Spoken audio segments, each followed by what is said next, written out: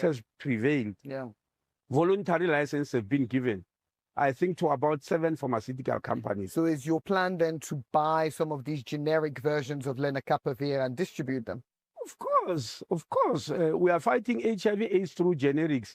At the moment, the reason that we are able to put close to 6 million people on ARVs is because we are using generics manufactured mostly in India. With originator drugs, no country can afford that. But maybe the US it's itself. take at least a year for some of these generics to become available. So what happens? You said you've got enough doses for just over 400,000 people. Millions of people have HIV in the US, in South Africa. Doses for what happens to them? It's doses for 488 people. Yeah. We're going to start with those. There's no program that started 100% anywhere in the world. Even now, we are running the biggest HIV/AIDS program in the whole world, where 6 million people are on ARVs. There was no chance of starting with 6 million. We started with 1 and went upwards. When I arrived in health in 2009, only 10% of our facilities were providing ARVs. Now it's 100. So you always start bit by bit. And as already said to you, we have identified 350 clinics where we're going to start. That is the beginning, because the Chinese said a journey of 1,000 miles starts with the first step. So we are taking the first steps. Thanks for listening to the interview. For more compelling conversations, search for The Interview wherever you get your BBC podcasts. You'll find episodes from Syria's only female cabinet minister, Hint Kabawat, Ugandan human rights lawyer Nicolas Opio, and Mexican actor Diego Calva, plus many others. Until next time, bye for now. From the BBC, that was The Interview. I'm Saroja. Good morning, Manitoba, and hello, Winnipeg. I'm Marcy Marcusa. This is Information Radio. We're live downtown with our team in our CBC studios, and thanks for starting your day with us here on this Tuesday, February 10th. Our temperature's going to fall again today. Going to feel like -9 this afternoon. Got some light snow in Winnipeg this morning. Then we'll see a little bit of sun and cloud. Over in Brandon, your temp won't fall. You'll just be at -4 for the day with a nice clearing morning. And in Thompson, that light snow that you've been getting will end near noon today after yesterday's little system moving through, in a high of -12 for you. I will say that the streets of Winnipeg this morning, dusted with light snow, kind of looks like someone put flour all over. It does make it just a little bit slick, and especially if you're walking. Let's say good morning to the team. Corey Funk's going to cover that commute for you, and he also covers directing the show here on InfoRad, making his triumphant return after producing in unit. Hi, Corey. Mr. Abby Adeyemi, also back today behind the controls, is our senior tech. Abby covers the weather on air, so we'll hear from him shortly. And good morning to Darren Marash, who's the producer of our YouTube stream. So he's responsible for making us look good if you're watching us live there. Right now, let's go to Heather Wells. She's here also in our news center, and she has your morning headlines at 2 minutes to 6. Good morning. Well, dozens of healthcare facilities have missed a deadline to install fire sprinklers, but the province is now giving them 3 extra years after CBC News started asking if that work had been done. Manitoba initially set a deadline of January 2026, 10 years ago. We'll hear more about that story. And classes are back on at St. John's High School today. The school was closed yesterday after a threat started circulating on social media about a school shooting planned for today. Winnipeg School Division Superintendent Matt Henderson now confirms there is no threat and the school is safe to open. We'll hear more Manitoba news coming up at 6:30. All right. Thanks, Heather. Thank you. Heather with us, of course, throughout the morning. Next full newscast coming up at 6:30. National and international news coming up here right at 6 o'clock. Let's talk about what else is coming up on the program today. We're going to hear about a CBC investigation. It looks at allegations against RCMP members for gender-based violence, so we'll hear more about what they found. In addition, locally, a Winnipeg community organization is rescuing food destined for the landfill and fighting hunger out in Elmwood. But this is open to people who might need help across the city, so we're going to visit what exactly they've been doing there. And we catch up with William Prince on his most recent Juno nomination. Stay with us. Today on Q. I'm Garby Bailey in for Tom Power. 6 months before she started filming The Pit, Catherine Lanasa was in and out of the hospital getting treated for breast cancer. She's here to talk about how her experience as a patient has influenced her Emmy-winning role as charge nurse Dana Evans on the hit show. Abby loves dogs. I love penguins. Doesn't mean I want to take care of one. Q. This morning at 10, 10:30 in Newfoundland. and on CBC Listen or wherever you get your podcasts. This is World Report. Good morning. I'm Marcia Young. For months, the Carney government has been saying it may buy fighter jets from Sweden instead of the United States. It said it was putting an order for the U.S.-made F-35 on hold during the trade war with Washington. But CBC News has learned the federal government has quietly begun purchasing key components for F-14 more F-35s. Daniel LeBlanc has the story. No final decision has been made, and the review continues. This is Defense Minister David McGuinty recently repeating what's been the government line on the F-35 for nearly a year. Officially, Ottawa has only ordered 16 American-built fighter jets, and any other purchase, whether it be more F-35s or Swedish Gripen fighters, is subject to a full review because of ongoing trade disputes with the United States. Still, CBC News has learned that Canada has quietly begun incurring expenses for the purchase of 14 more F-35 aircraft. Ottawa has not publicly announced the spending for crucial fighter jet components, known in aviation circles as long lead items that must be ordered years in advance. The spending will allow Canada to keep its place in the delivery schedule for these 14 F-35s. Justin Massy, a defense expert at the Université du Québec in Montreal, says the government should start coming clean on its plans to buy new fighter jets to replace its aging CF-18 fleet. So we're in the dark, and we have to rely on sources and information to journalists to understand the most important Canadian defense decision that we face, which is not normal. The Department of National Defence refused to comment on the spending, invoking the ongoing review. Daniel Leblanc, CBC News, Ottawa. People on both sides of the Canada-U.S. border are reacting to U.S. President Donald Trump's most recent economic threat. Trump says he will block the opening of the Gordie Howe Bridge later this year. It spans the U.S.-Canada border, connecting Windsor and Detroit. Aaron Collins is in our Washington bureau. Aaron, tell us about this post by the U.S. president. It's a lot. Hundreds of words, often meandering and unfocused, but here's the broad strokes. Trump is essentially threatening not to let that Gordie Howe Bridge open unless the U.S. is, and I quote here, fully compensated for everything we have given them. So it's unclear what the president is after here. Canada paid for the entire cost of building this bridge, the plan there being to recoup those costs through tolls. So some of the other, highlights of this post, the president rails against Ontario no longer selling American alcohol, complains that U.S. dairy farmers are being charged tariffs, and seems bothered by Canada negotiating trade deals with China, something the president bizarrely says will lead to the outlawing of hockey in Canada. So what's the reaction been? There's been a lot, right? So we heard very quickly from the mayor of Windsor, Drew Dilkins, quickly weighing in on this, calling the post insane. I really can't believe what I'm reading, but it's par for the course. There have been successive prime ministers that have been involved in the negotiations to get this bridge constructed. There have been presidential permits issued. And let's not forget, Canada paid for the construction of the bridge. And south of the border, a slew of politicians have posted about the importance of the project, including a spokesperson for Michigan Governor Gretchen Whitmer, who wrote, "It's going to open one way or another." You're just never sure how seriously to take these threats, which of course is why the term taco or Trump always chickens out has become a thing down here in D.C. Thank you, Aaron. You bet. The CBC's Aaron Collins in Washington. Newfoundland and Labrador's Justice Minister is walking back a commitment on a police oversight board. As a critic in the opposition, she called for a civilian-led watchdog. But as Ariana Kelland reports, she now says the government needs time to finalize a plan. Civilian-led police oversight body. That is critical. That needs to be acted upon immediately. That was Helen Conway-Ottenheimer speaking in 2022. Then a member of the Progressive Conservative opposition, she repeatedly called for the immediate creation of a police oversight board.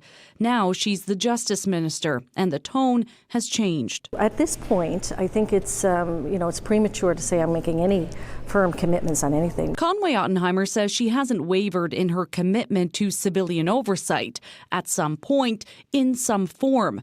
There have long been calls for an oversight board, including from First Voice, an urban Indigenous collective that called on government to create one to work towards reconciliation. Conway Ottenheimer backed those calls. We need to have a police force that is transparent, that's accountable. Stephen Reid is executive director of the Canadian Association of Police Governance. Reid says a police board keeps police accountable to the community and is in charge of choosing a chief. What you're finding now in these past years of increased social media and scrutiny from the public is that democratic policing is becoming incredibly important. Meanwhile, Conway Ottenheimer says she's been in contact with leadership at the provincial police force and the RCMP. Both, she says, are committed to what she calls meaningful change. Ariana Kelland, CBC News, St. John's. Later this morning in Ottawa, the Carney government will announce millions of dollars in funding for electric vehicle chargers. It comes on the heels of the new auto strategy revealed last week. Let's go to Janice McGregor in our Parliamentary Bureau. And Janice, what do we know about today's announcement? Marcia, this new funding that we're expecting today, some $84 million to fund the installation of 8,000 new charging stations, this is a drop in the bucket compared to the infrastructure that Canada's going to need to build over the next decade. Last week's automotive strategy didn't set a target for how many charging stations might be required for the world it's aspiring to, where 3/4 of the vehicles on the road are electric. But a 2024 study by Natural Resources Canada suggested that by 2035, Canada could need close to 500,000 public charging stations on top of millions of at-home charging ports for individual households. Last week's strategy said that the Canada Infrastructure Bank was also going to have up to $1.5 billion available to finance private sector projects of national significance. It's not clear yet where the private equity to partner this financing with might come from, but what's imagined is going to require changes to the way buildings and parking lots are laid out, skills training, and also public education. Last week, the government also announced a consumer rebate for people buying new EVs. That is supposed to be available starting on Monday? Yeah, we don't know a lot about this. We don't know how dealerships or consumers are meant to apply. It's not a continuation of how rebates have worked previously. The criteria is different depending on where a specific EV model was assembled. But time is ticking, and the full amount of $5,000 for a fully electric vehicle and $2,500 for a plug-in, that's only available in 2026. After that, the value of the rebate drops each year. So if the government's serious about boosting its EV adoption rate through these incentives, buyers need to know more about this affordability program quickly. Thank you, Janice. You're welcome. The CBC's Janice McGregor in Ottawa. A Ukrainian skeleton racer's tribute to his fallen countrymen is being banned from Olympic competition. Vladislav Heraskevich, his helmet is decorated with pictures of athletes who were killed in the war. But as Briar Stewart reports, the IOC says it breaks the rules against political demonstrations. He was just 19 years old when he was killed. Vladislav Heraskevich points to a photo of a Ukrainian biathlete killed in Russia's invasion. One of several athletes he wants to honor by wearing a helmet with their photos on it. He's already worn it in training sessions. I think it's also very important that people abroad see sacrifices of Ukraine and also keep thinking about Ukraine. But the IOC told him he cannot wear it in competition, saying it violates principles of neutrality. The games need to be separated, not just from political and religious, but from all types of interference. IOC spokesperson Mark Adams says officials have suggested a compromise, telling Heraskevich he can instead wear a black armband during competition. We will, of course, make an exception so that he can express his mourning in that way. Officials have been grappling with how to handle the political repercussions of Russia's invasion. About a dozen athletes from Russia are competing in the Olympics, but as neutrals. They aren't allowed to show their flag, nor can they compete in team events. With me on the Olympics. As for Heraskevich, he and the Ukrainian Olympic Committee have filed a letter of appeal over the helmet. It feels pretty unfair. When CBC spoke to him, he was not clear just what he would do when it comes time for him to compete on Thursday. Briar Stewart, CBC News, Milan. That is the latest national and international news from World Report. I'm Marcia Young.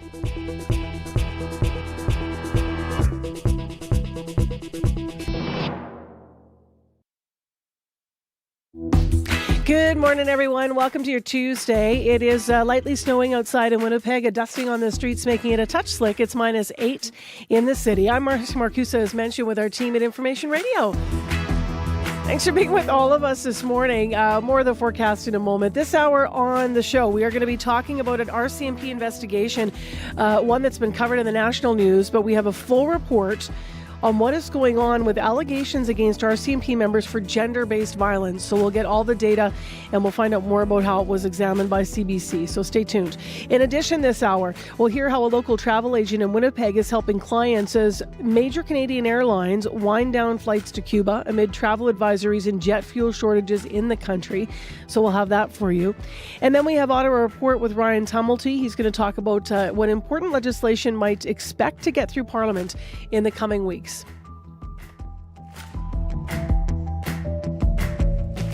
Right now, your February 10th headlines with Heather Wells. Good morning. Well, a 10-year deadline to install fire sprinklers has come and gone for healthcare facilities, including personal care homes. The Manitoba government extended the deadline after CBC started asking questions about the status of that work. We'll hear more about that. And Olympic fever is burning in the southwest Manitoba community of Elkhorn. Homegrown hockey hero Travis Sanheim is about to lace up for Team Canada in Milan. We're going to hear what's going on in Elkhorn coming up in our next local news at 6:30. Thanks, Heather. Thank you. All right, let's get into the forecast detail with Abby. Yeah, we're waking up to more like a transition today, Marcy. Light snow in the southern part of the province tapering off. We will see a mix of sun and clouds in most of the southern regions, while up north, we're still going to see noticeable wind chills in the valleys of -30s towards Churchill. Winnipeg right now, we're looking at -9 at the airport. Light snow falling. This light snow is going to taper off shortly, and we'll see the temperature just stay steady around -8 all day. Expect some northwest winds, and that's the situation for most regions in the southern part of the province. Thanks, Abby Adiemi. Thank you. Corey. Very quiet so far. Haven't heard of any major issues, but if you do see something, you can give me a call, 204-788-3093.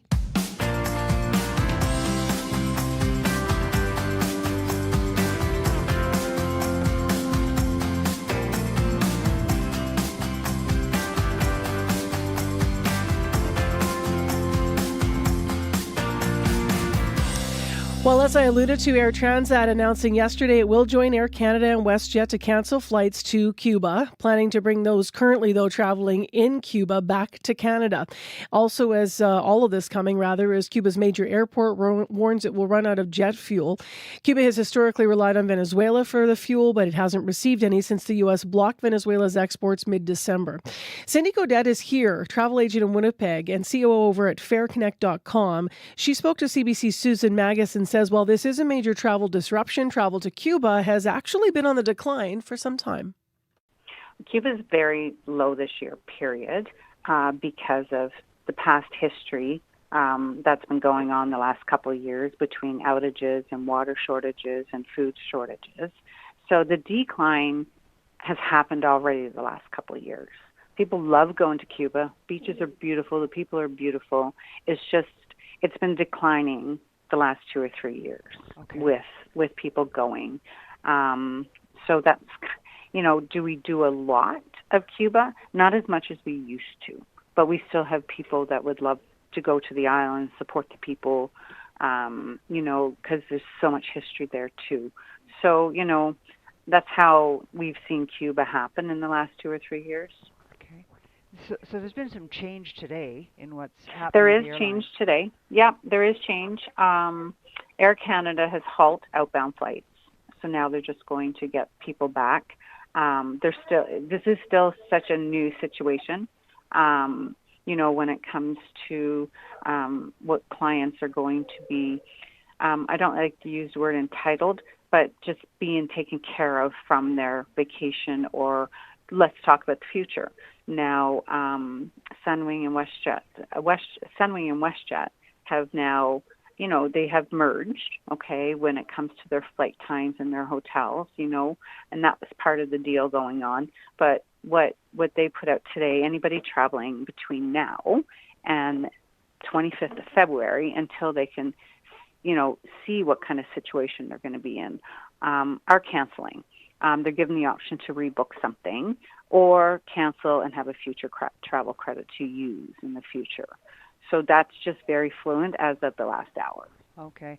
And so have you actually talked to people who are... I did this morning, talked to somebody. I canceled a client this morning for another agent, and it was very easy. He was very happy to cancel. He knew what he was entitled to, and he was very pleased that he could at least get that out of it because, you need insurance to travel, right? Let's face it. But again, the suppliers have gone out of their way to be able to, save the people's vacation financially by offering them a credit. How long have you been in this business? Since 2012, full time. Okay. Mm-hmm. And have you ever seen anything like this before? No. Other than, like I said, I like to call it the pause in life we had in 2020. And it took it took some time to everybody to recover from that when it comes to the suppliers because, they're the ones that build these vacation packages so Canadians can go on holidays, right? And Cuba is a very popular destination, but unfortunately, again, over the last 2 or 3 years, they've been showing a lot of these signs, and now it's gotten very serious. Cindy Gaudet, travel agent in Winnipeg, COO of FairConnect.com. Last night speaking with CBC's Susan Magus. It is 6:17 now on 89.3 FM. I'm Marcy Marcusa, and next on the show, as I mentioned, a new CBC investigation, you might have heard on World Report a bit about this, has found more than 600 RCMP officers face disciplinary charges tied to gender-based violence over the past decade. Researchers say it may be the most exhaustive analysis ever released on police-perpetrated gender-based violence in Canada. The CBC's Valérie Ouellette is one of the reporters behind it. Good morning. Good morning. So why did you decide to delve into this RCMP data? Well, about 2 years ago, my reporting partner, Julie Arton, and I did a story on how Ontario police officers suspended with pay were costing millions of dollars to taxpayers. And we also looked at why these officers were suspended. And we're surprised to find that 1 in 3 of these suspensions involved criminal or disciplinary allegations of gender-based violence. Now, after our stories aired, we heard from dozens of women from across the country who told us we should also be doing this for other police departments, and we should also be looking at data on police-perpetrated gender-based violence, especially for RCMP officers. So we turned to disciplinary data from the RCMP because the force has a code of conduct that is parallel to the criminal justice system, and it has to be respected by officers when they're both on and off duty. And if they don't, there could be very real consequences for their employment. Now, this isn't information that's just generally available to the public. We had to go through access to information. We started last spring, and then after a few tries, we got our hands on over 10 years of data, details of nearly 9,000 disciplinary charges. Wow. Of those allegations then, how many were defined as gender-based violence? We found it was around 1 in 10 of all disciplinary allegations made against RCMP members. So that's about 616 RCMP officers and civilian members that were involved in one or more cases with these kinds of allegations since 2014. To give you a sense of scale, we also found out that around 400 members were involved in any kind of disciplinary case every year. So this can go from, it could be assault, it could be distracted driving, it could be a DUI, but it could also be something really serious like sexual assault or sexual misconduct. So 400 a year, that's roughly 2% of the force's total staff. You talked to a woman whose story is one of those cases. What did she have to say? Well, her ex-husband is an RCMP officer who faced some of these code of conduct's allegations, domestic violence and sexual assault. So the CBC agreed not to name her as she worries telling her story could put her in danger. But in an interview, she recalled how one night neighbors heard screaming coming from her home and called 911. RCMP officers were called to her house and found themselves investigating one of their own. And over the following months, she said she reached out to RCMP resources looking for help because she believed removed. Her partner had PTSD and she wanted help to sort that out. Eventually, she got a call from an RCMP investigator and was told that a formal investigation had been launched to determine if her husband's actions had violated the force's code of conduct. They said, we've done this investigation. We want to bring forward all these charges, but we can only do this if you testify against him. We need you to be a witness for the RCMP. So I was terrified, absolutely terrified. And so I thought that if I did this for the RCMP and testified and told them my whole story again, he would be held accountable, be forced to get the help he needed to be a better person, and hopefully protect my family. Now, again, her case is just one of more than 600 disciplinary cases related to gender-based violence that we found in the data. How significant is it to have those numbers?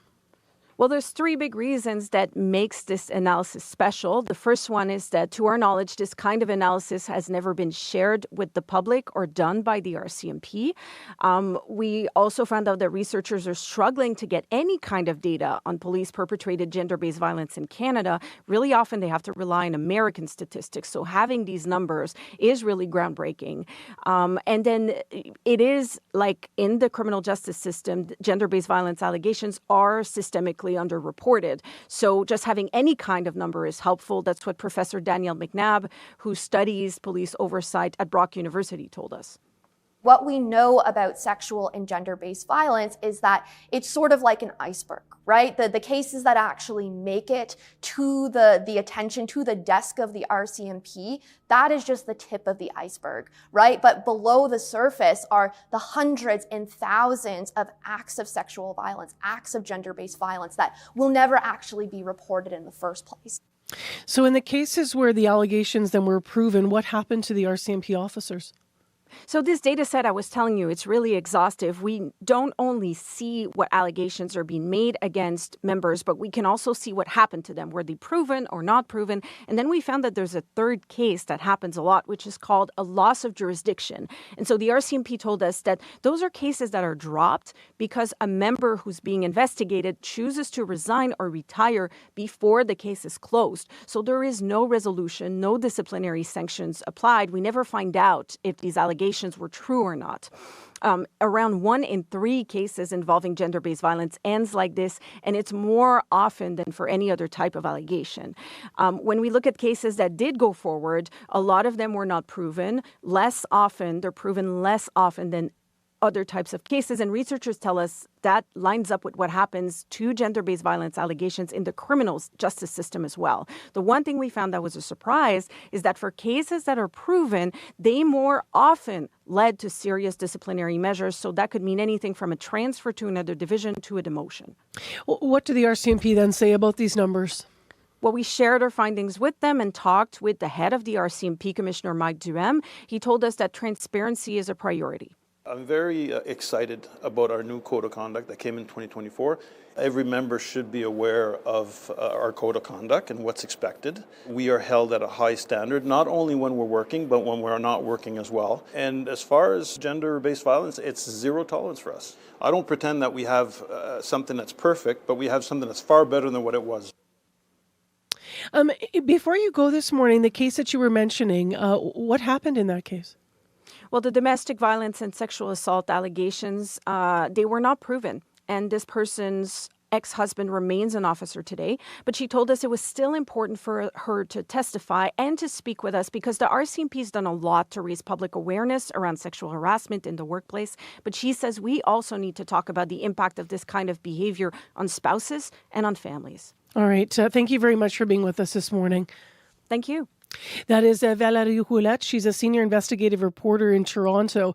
And if you want to read more about the investigation she was part of on behalf of CBC, these RCMP statistics, you can go to cbc.ca to read the online story on our national site.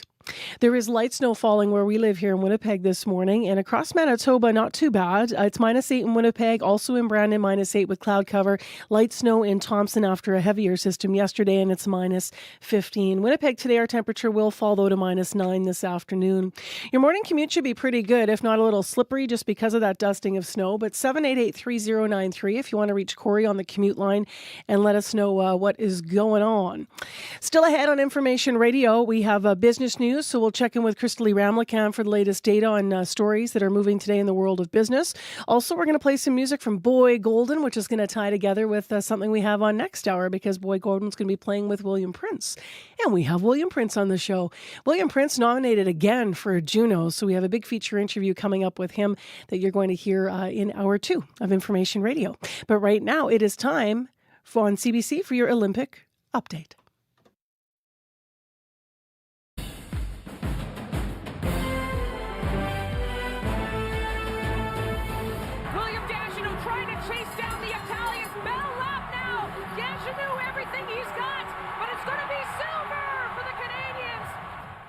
Short track silver for Canada. Good morning. I'm Scott Reguer with your Olympic Games report. That medal came in the mixed relay just a short time ago. Led by world champions William Danjanu and Courtney Sareau, Canada trailed only the host Italians at the finish line. An excellent start then to these games for the so-called Canadian Ice Maples. A short track team many believe could have as many as 7 podium finishes in Italy. Danjanu was asked before the games got started whether he thinks what would be a record medal haul for a Canadian short track team is really possible. I feel like it can happen. I hope it'll happen. It probably happened, honestly. When you hear confidence like that, it's hard not to feel confident in turn that Canada can pull it off. They certainly looked the part in the mixed relay this morning. Meanwhile, in hockey, it is a preview of the likely gold medal match. Canada against the U.S. this afternoon. The Canadians might have to do that without Marie-Philippe Poulin.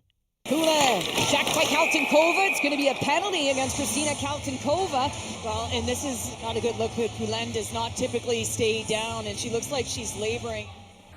Captain Clutch, as she's known, got hurt in a win over the Czechs yesterday and could be unavailable this afternoon. Not ideal, especially since the Americans have dominated the matchup of late. The puck drop for the game is at 2:10 Eastern Time. Now to qualifiers in men's moguls. No mistake so far, keeping it tight, glued together, approaching bottom air. Goes with cork 7, lands a little deep, but very fast run. That's how you make an Olympic entrance, people. Mikkel Kingsbury impressing viewers and commentators alike this morning, easily earning a spot in the moguls final. Dubbed the King for a career that's seen him win a record 100 World Cup races, the Quebec native expects this will be his final Olympics. His goal is to win a medal in a 4th consecutive Winter Games, and he'll now get the chance in Thursday's final. To figure skating, where the individual events are underway. You better work. Wow. The 5-time Canadian champions strut their stuff in Milan.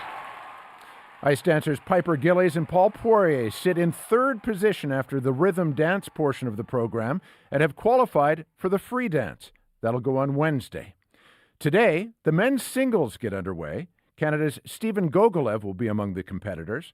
However, all eyes will be on American Ilya Malinin. Joining me in studio is CBC Olympics figure skating analyst Kurt Browning. Kurt, what can we expect from the Quad King? Yeah, the Quad King, I think that was Elvis Stoico, but the Quad God. Quad God. The self-proclaimed Quad God, and he has all the merchandise. I have Quad God merchandise. So Ilya Malinin for the United States has been, I think he's 2-time reigning world champion right now. Here's the thing. He has more different types of quads. Most of the guys are doing the Quad Sow and the Quad Toe, but Ilya has like 3 others. And he lands them in succession. He lands them consistently and late in the program where they're worth more points. So when the other guys are tired, he's throwing the most difficult quad jumps. Basically, he can't beat them. Like he just really, so if he hits those quads, the sport is slightly skewed towards the jumps now. And just because I don't think the sport knew that skaters would ever be able to do these many quads, and now you can't beat him. So if he lands his jumps, there's nothing else you can do. And that's okay. That's the way the sport is skewed. But artistic, it should be kept important in the sport of figure skating because of the music, the flow, the beauty of our beautiful sport. And Ilya has he's got a cheat code, and he's using it well. But where does it go, Kurt? If you've had the quad king and the quad god, I mean, I was the quad kid. Quad kid From Caroline. I don't know. Where does it go? Quint. So Quint would be 5 revolutions, and rumor around the gossip cooler is that Ilya Malin from my sense is also working on Quint, but he's keeping it quiet. And he's the only one on the planet doing quad axle, which is 4.5. He's the only one. Amazing. It's a fun story. Thanks, Kurt. Cheers. CBC's Olympic figure skating analyst Kurt Browning there. The men's short program goes at 12:30 Eastern Time. This hour, though, Canada with silver in short track, the country's 3rd medal of these games. That is your Olympic Winter Games report this hour.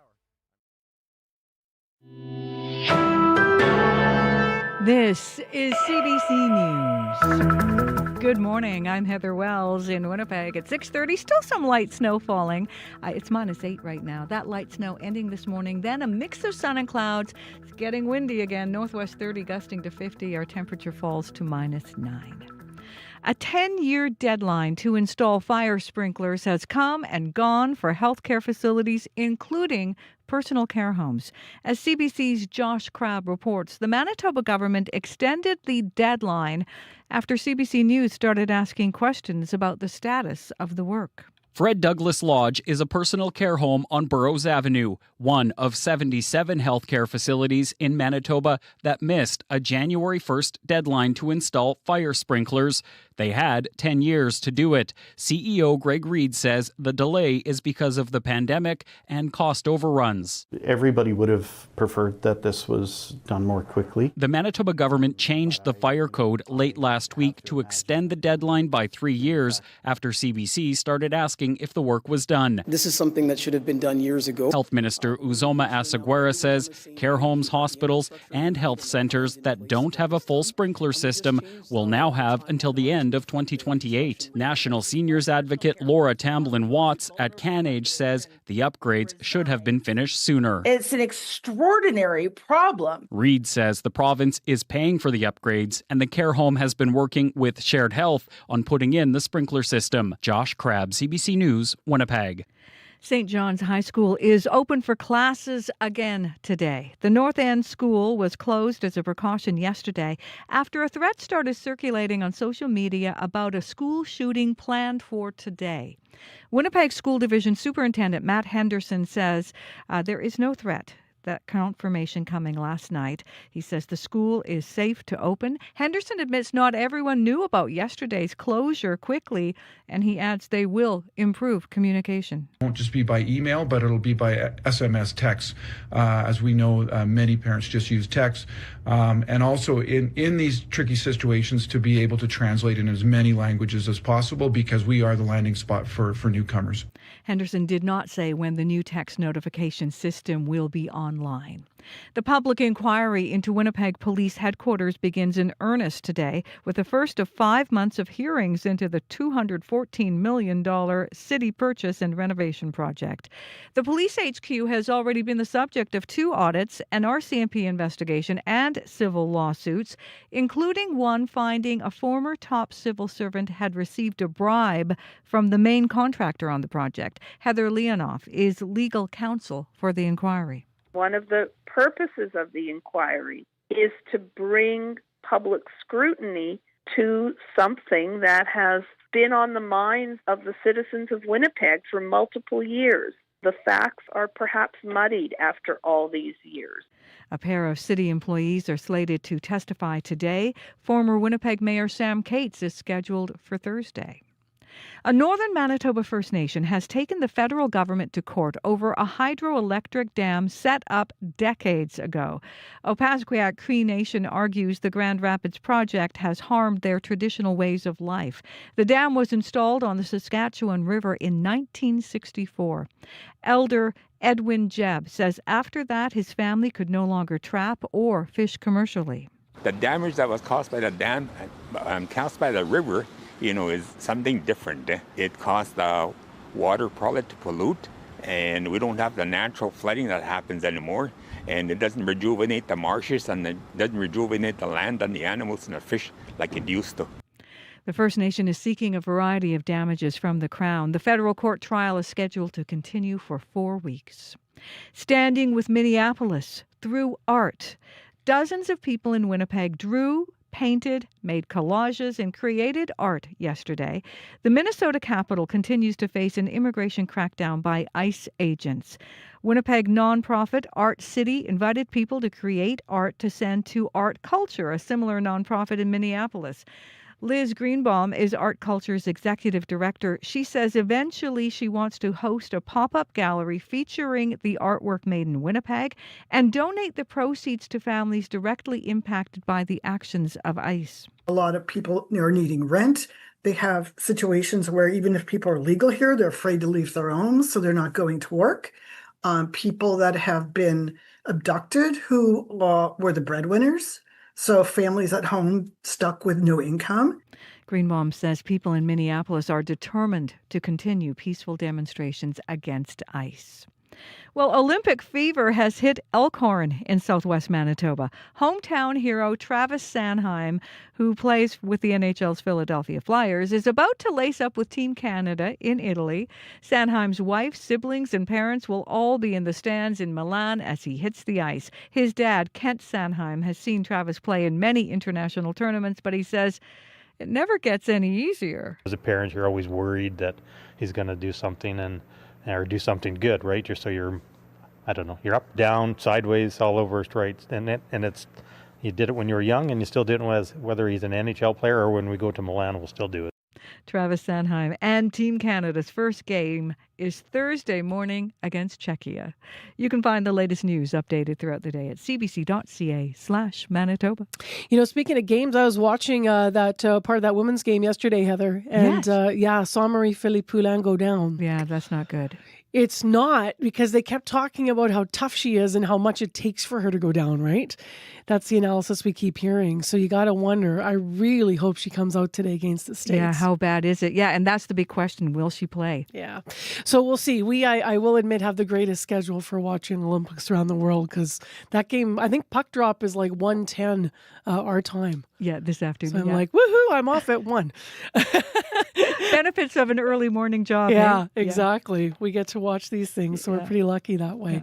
Shift work. All right, thanks, Heather. Thank you. Let's get into what's happening this morning. Right now, 6:36 a.m., and we're going to find out about our regional forecast. Abby's here with all the details on what's going to be another chilly day, although yesterday I was saying it would be chilly, and I'll tell you what, it was lovely yesterday. It was lovely yesterday. Didn't it feel like spring, like really, really spring, like just kind of warm? And I think the only thing missing yesterday was just the grass. Yeah, I agree. Every other thing felt like spring yesterday. So much snow went as well, and if you were standing in a sunspot, it was just positively beautiful. So some regions down south got to 2 degrees and almost got to 3 degrees yesterday. So. Yeah. Really, really slippery, though, I find, when you're walking over the crust on the snow, right? And it's icy layers? Yes, icy layers. And today we're in for more like a mix of light snow, waking up to that. And once that bakes before the sun comes out, you will be finding lots of slippery stuff, slippery spots in the city. We see some clear skies as cooler air mass settles in, and it's going to be bringing some chilly, breezy conditions. The northern part of the province still remains under a deep freeze. Winnipeg right now, we're tracking -8, -9, depending on where you are. Light snow still falling, and we'll see the morning temperature really hover around this -8, -9 all day. The snow is going to be tapering off sometime this morning. Then we see a mix of sun and clouds, some winds coming from the northwest. It's going to make just a feel close to -20, followed by some clear conditions overnight. We're looking out for a sunny Wednesday, actually, with highs near -2. In the Pembina Valley region, from Morden, Winkler to Morris, tracking it towards Portage this morning, we're seeing temperatures around -8. Also, light snow ending, that would clear, and we'll see highs around -5. Brandon is also around -8, mostly cloudy there. Skies clearing this morning. You warm up to -4. Brandon is around -8, also with cloudy conditions. That should break this afternoon. You get to -6. In Gimli, we're looking at -9. Light snow ending this morning. You stay around -9. -9 all morning. For the Perth, Flin and surrounding communities, we're looking at temperatures just around -13 at this time. Your high would be around -11 with a wind chill close to -20. Thompson is also seeing light snow ending with current temperature around -15. Your high would get to -12 under cloudy skies. To Dooley Lake, some frigid conditions there. Were tracking -20 and cloudy with temperatures falling to -24 by the afternoon period and the wind chill close to -31. In the Churchill region, -17 at this time, light snow and some gusty winds. Your temperature drops to -22 by the afternoon period and the wind chill around -33, -34. So overall, it's more like every part of the province really getting a sprinkle of the flurries, waking up to flurries, and then we'll see some cloudy skies rolling later, some sunshine in the south, and the north is still going to stay a bit, colder than the southern part of the province. Winnipeg right now, -9, light snow ending. All right. Thanks, Abby. Thank you. Time to tee up the commute with Corey Funk. Yes, so far, a pretty quiet commute overall down south. Though, pouring to Manitoba 501, if you do look up north, you can see a lot of those highways. Highway 6, those highways around Thompson, being reported as covered with poor visibility. So heads up if you are hitting the highways up north this morning. Might not be ideal conditions for you. Other than that, though, haven't heard of any major issues out there. I can tell you I was on the River Trail, though, yesterday. Oh, nice. For the first time. Did all the way from Hugo Docks all the way to Churchill there, and it was beautiful. Yeah. Just gorgeous. Yeah. Churchill Drive. Churchill Drive, yes. Just in case someone's listening. Skated all the way to going, Churchill. Just what? Yeah, no, I'm athletic like that. Yes. Wow, and you're back already. Good job. Yeah, no, good big job. deal. Good job. Really nice though, hey? Gorgeous. Yeah, just it was a little windy, some spots, but still just like a great place to skate. Nice seeing everyone out and about. Since we're talking about traveling, let's talk about where we're going to be going in March. Yes, we are going to Brandon, spending a few days there. I'm excited. Yeah, we're doing 2 shows. We're going to be there Monday to Thursday with our colleague Prab Lotte. And so it's going to be really fun because we're there during the winter fair for spring break. But I will say, and I said this on the air before, that I've never been in all my years, born, raised Manitoba, to the winter fair. I'm excited too. I've never been either. Yeah. So I was looking yesterday at obviously some of the events that I know take place, but we'll have to see what we can get to. I'm really, really intrigued and have heard for so many years about the quality and the range of the competition, especially with the animals, the cattle, with the horses, but everything from the show jumping to the chores, competitions, the draft horses, and sort of the fancy pony where they have the carts behind. I think it's going to be really, really interesting to learn about all those disciplines and see how people handle the animals. And just how big of a deal this event is, like across Canada, people come in. I remember we've done stories in the past, so just to see, to really get a sense on the ground of how big it is for people. I'm mentioning this early too, Corey, because you and I were talking about our dream location. Yes. And maybe someone is up early and they're in Westman, you're in Brandon, and you're going to go, oh, we would have Marcy and Corey and CBC out. So we are going to do one show that's in the heart of Brandon. So we're likely going to be at Chez Angela. We made contact with them, popular spot in the city, to kind of talk about some of the stories going on in Brandon in terms of the city itself. When it comes to the winter fair, though, we wanted to do one of our shows. This is, again, the first week, last week of March, first week of April. The shows are April 1st and 2nd. My dream is to do one of them like in the stables. That'd be amazing. Like somewhere where the caregivers are up early, tending to those animals that are going to be part of the fair competition. Or maybe it's just one competitor that's getting ready with their animal to go and compete. And just to be able to learn more about that early morning way of life. We know you're up. We know you're up early. We know that's what you're doing in the barns. And also just to learn more about the competitors and what it takes to compete and, what the circuit is like. And by extension, learning more about the fair as well.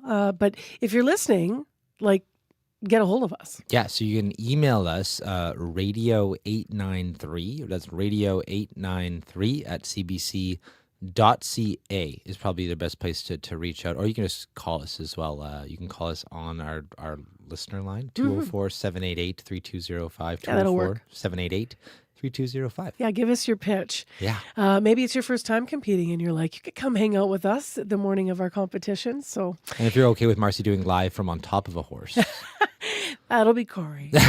I'll get up on a horse. I don't know. I think at this age I'm zen enough to give it a try, to be one with the animal. We were talking about what it takes in our horse contest last week. We got so many great calls. So I'd love to, actually. Maybe not to jump with the horse. But Yeah, that'd be hard. well, it's such a skill, right? All right, that's what we're looking for. That's what we're hoping to hear from. And if not, pitch us any Brandon story you want, and we'd love to hear that too. Let's move on. We have to talk about business stories, and for that this morning, we turn our attention to the Business Digest with Megan Reid. Good morning. North American markets continue to sparkle. The TSX, the S&P, and the NASDAQ all ended yesterday in positive territory. But it was the Dow that took center stage, closing above 50,000 points for a second day in a row. Longtime money manager John Zechner is also the chairman and founder of Zechner and Associates. You get the worries in tech, and the other things start to pick up the mantle a little bit. You know, the financials have done better. Energy stocks have been doing better because oil price is getting a little higher on the weaker U.S. dollar. And like I say, the goals got hit really hard, and then they bounced right back. And people are still worried a little about technology and the spending and the software companies, but the earnings haven't really been disappointing. So I guess it's enough to keep people in the markets. Hold on to your hats, folks. Zechner is expecting the volatility to continue, saying that it's going to feel like you own too much of a certain stock on down days and not enough on the up ones. In other news, Canadians are stressing about money. New figures from CARP, the Canadian Association of Insolvency and Restructuring Professionals, explain why. Consumer insolvencies were up 2.3% in 2025, with more than 140,000 Canadians declaring bankruptcy, the second highest annual volume on record since tracking began back in 1989. André Boulduc is the past chair of CARP. I'm not surprised because households are still very stressed due to higher cost of living, rising debt loads, and there's a lot of uncertainty in the economy right now. And in particular, Canadian households are very indebted when you compare to the rest of the G7 countries. Canadians have among some of the lowest saving rates, so they're not as resilient as households in other G7 countries. So when a life event happens, it's not uncommon for people to get into trouble, and they need to take formal proceedings. While business insolvencies were down across the country last year, they still came in 31.5% higher than pre-pandemic levels. And finally, keeping with insolvencies, Eddie Bauer has filed for Chapter 11 bankruptcy protection in the U.S., and the rumor is that it will soon make a similar move here in Canada. The retailer, which has 31 locations on this side of the border, with half of those in Ontario, will remain open as the company winds down certain locations. Some started marking down inventory by 60% last week. Doug Stevens, a retail analyst and founder of The Retail Profit, was not surprised by the news. There was a time, certainly, when Eddie Bauer meant something as a brand. It was relevant. It had a clear idea of who its consumer was. I think it had a clear sense of what its style sensibility was, and it resonated with a particular part of the market. The problem is it hasn't changed. It hasn't fundamentally evolved to appeal to a new and younger consumer. It's certainly not alone. Stevens says Retail 101 gives you two choices. You can either follow your core consumer into the sunset and die with them, or evolve, find younger consumers, and live forever. For CBC Radio, I'm Megan Reid. That is Megan Reid filling in for Christy Ramlichan this morning with our Business Digest. Time right now is 13 minutes to 7 o'clock on 89.3 FM, 990 AM on the app and on YouTube. Well, as we told you earlier this hour, and as we've been reporting since yesterday, the list of airlines winding down operations in Cuba continues to grow. Air Transat, Air Canada, WestJet, all canceling flights to Cuba. And they're all planning also to bring those currently traveling in Cuba back to Canada. The cancellations coming as Cuba's major airport warning it will run out of jet fuel. Now, one of the Winnipeggers who's in Cuba right now is my next guest. We've reached her live. Meredith Ten Brutengate is with us right now. Good morning. Good morning. So where are you right now, Meredith, in Cuba? I'm in Veradero, just outside of it in one of the resorts. How long you been there? We came in on Saturday morning. And so what is your airline? I mentioned that all three now, there's three major players that are bringing people back. What's your airline? We came with WestJet. Okay. So what's this been like and what have you heard? Well, on our drive in, on the bus from the airport to the resort, there was a guide, and he was kind of explaining a little bit about what's going on. Most of the resources, the power, the food, the fuel is getting funneled into Veradero because tourism is their main resource. And so they were wanting to keep that going. Unfortunately for the people that live here, the locals, that's meaning even less for them. But being at the resort, you really wouldn't know. There's some food they don't have. My uncle's diabetic, so he was hoping for diet drinks, and there's no diet drinks anywhere on the island. But other than that, you wouldn't know. Yeah. Have you been to Cuba before, or do you have something to compare it to, or is this a first-time trip? I haven't. My uncle's been here though, 8 or 9 times. I'm here with him, and he said there's a big difference. You can really tell. Okay. We went into a grocery store just a couple kilometers down the street, and it's just bare. There's nothing except for the liquor aisle that was full. I happen to have been to Cuba as well, and I know that a lot of the interaction is with local folks as well. Are they? What are they telling you? If you've heard anything from people there about what this is like for them?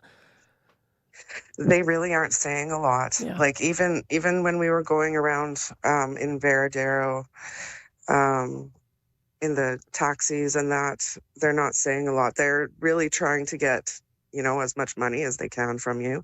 Keep and tourism you feel going. bad, but even if they have the money, there's no resources. Yeah. So and perhaps not wanting to comment politically as well. So I wonder for you, what does this mean now? When did you get news? We're hearing here at home in Winnipeg that they're going to be bringing you back. So what's going to happen for you now? I have no idea. The first that I heard was a man that walked up to me on the beach yesterday that he just got here today, and it was the last flights coming in. And then they had canceled. He had friends that were supposed to come, and they had canceled those flights, and nobody else was coming in. So that's the first that I heard of that. There is a Sunwing representative that works out of the hotel. They haven't said anything to us. I don't know if we're going to be leaving early or at the time that we're booked. I'm supposed to come home on Saturday. So I don't know if I'll be here till Saturday or if we'll have to leave early. I'm not sure. How are you feeling about it? The uncertainty? I feel totally safe. I'm sure that I will get back. I'm not super worried. It's a little bit angsty if I really think about it. I have kids and a job back home that I need to get back to, so I don't want to get stuck here. My uncle said he'd be fine getting stuck here. But who are you down there with? You mentioned your uncle, but you said kids back home. So are you there? You're not there with the kids? No, I'm not with my kids. I'm just with my uncle. We sometimes travel together, so it's just me and him. Yeah. How much of a talking point is this among other Canadians? If you have any other Canadians you've been interacting with at the resort, I'm not sure. There's quite a few Canadians here. Most of the people I've met are from Toronto. It was really not other than yesterday. Yesterday is when it really started to become something everybody's talking about. Before that, nobody was saying anything really. We didn't know much. But now that this was the last flight, and I think by the end of the week, there's going to be hardly anybody here if nobody else is coming in. So it is becoming the hot topic now. What's your plan then for the rest of the day? Are you going to sit tight and wait for someone to contact you, or will you actively try to get some info about what your next steps might be? We might talk to the representative down in the lobby. They said they're there every day, all day with information. So we might see if they have information. I would expect that the airline would reach out to us because we're here. We're easy to get a hold of if they need to tell us that they have alternate arrangements for us. But I still want to try to enjoy my holiday as well. So. Yeah, of course. Yeah. You don't have to share, but what you mentioned leaving the job here and the kids are back here. So I'm just curious what you do here at home. Oh, I'm a supervisor with the WRHA. Oh, you need a break. Every healthcare worker I say that to, by the way. I hope you continue to get your break there safely in Cuba, Meredith. Thank you very much for telling us about your experience. I know we've been trying to contact folks that happen to be there as this story continues to develop. So safe travels when you do manage to make it back home here. And thanks for telling us what's been happening from your perspective there. I really appreciate you. Thank you, Marcy. Okay, take care. That is live from Cuba, from Veradero, Meredith Tan Brutengate, who we reached this morning. She is traveling with her uncle. She is, as you heard, in Veradero. She has not yet had any information about how she will be getting back, but we understand that all airline carriers for Air Canada, WestJet, and for Air Transat are planning on bringing travelers from Canada back, travelers in Cuba back to Canada as they are winding down their operations. And that list of space airline carriers that are canceling flights continues to grow. So live interview here on CBC. We have left just a couple of minutes to talk to my next guest who's been waiting patiently because we did reach Meredith in Cuba, and that is Ryan Tumulty with Ottawa Report this morning. Hi there, Ryan. Morning. So I just want to look at some of the pieces of legislation that the feds are going to be trying to get through here in the coming weeks. The GST rebate legislation, remind us what it's going to do for us. Yeah, so this is the Prime Minister's announcement from a few weeks ago that promised bigger GST rebate checks for the people who get them. That's about 12 million Canadians. The checks that they receive quarterly are going to be boosted under this legislation. So this year's checks will go up by 50%. That means for a family of four, it goes up to about $1,900 from $1,100. And then for the next 4 years, the checks will go up to about $1,400 from $1,100. And I think it's a reflection that, the government knows, as much as it's trying to change the economy in the long term, in the short term, people are really struggling to fill that grocery cart. The other thing that at least I have my eye on is bail reform legislation. We've done a number of discussions here out of Manitoba about it. It's poised to begin its final round in the House. What will the legislation change? Remind us of that. Yeah, a lot of things. It's very comprehensive in its aim at the bail system. So there's a bunch of offenses that become reverse onus offenses under this bill. So that basically means that the defendant has to prove why they should be released instead of the Crown proving why they should be held. There's other sort of more technical measures in here about bail and legislation. And then there's also, criminal sentencing changes here too. So for people who've actually been convicted, there are changes for tougher sentences for crimes like extortion, arson, vehicle theft when it involves violence, sexual offenses against children. All of those will now come with tougher sentences the government is bringing in. What else do you have your eye on? Yeah, one of the big things I'm looking for this week is the defense industrial strategy. The government's been promising this will come soon, and we're expecting it really any day now. The government has made this commitment to spend, frankly, tens of billions of dollars more every year on defense. They're looking at submarines. They're looking at potentially changes to our fighter jet bid, that sort of thing. So, with them looking at all of this, I think there's a fair bit of concern in the government that a lot of that money is going to end up in the hands of American firms. There are a lot of American firms in that space. So, this defense industrial strategy is about getting more Canadian companies in that space, buying more from them. I think, the challenge that the government is going to have is how you balance that. Because you want the best equipment for our, men and women in the Canadian Armed Forces. But if you also want it Canadian, Americans make some of the best equipment in the world. So I think it's going to be a challenge for the government to find that balance. All right, Ryan, I know we have an abbreviated version of your report. We appreciate you being with us, so thank you very much. No problem. Take care. It's Ryan Tumulty live with us, political reporter with the Toronto Star, talking about the House of Commons, which will rise at the end of this week, and what might be accomplished as they have dwindling weeks to work on some of this legislation. Coming up, William Prince is going to join us for a feature interview. He again has been nominated for a Juno. He has his first solo performance coming up at the Juno Awards as well. So that'll be super fun. Plus, we're going to take you to Elmwood. Turning food waste into lifelines is something they're doing there with a special program, and CBC saw it in action. Right now, Heather Wells with your headlines. Good morning. Well, the public inquiry into Winnipeg's police headquarters begins in earnest today, the first of 5 months of hearings into that $214 million city purchase and renovation project. A pair of city employees are slated to testify today. Former Winnipeg Mayor Sam Cates is scheduled for Thursday. Olympic fever is burning in the southwest Manitoba community of Elkhorn. Homegrown hockey hero Travis Sanheim is about to lace up for Team Canada in Milan. I'll be back with more Manitoba news at 7:30. Thanks, Heather. Traffic fine. If not, 788-3093. The light dusting of snow makes it a little slick, though. Speaking of which, that light snow should be tapering off right now. And -8 is the temperature in Winnipeg. We'll be around -9 for the day, and it will be windy. Winds northwest 30 to 50. Brandon, you're -8 as well with cloud cover, and light snow continues in Thompson at -15. World Report's next on CBC.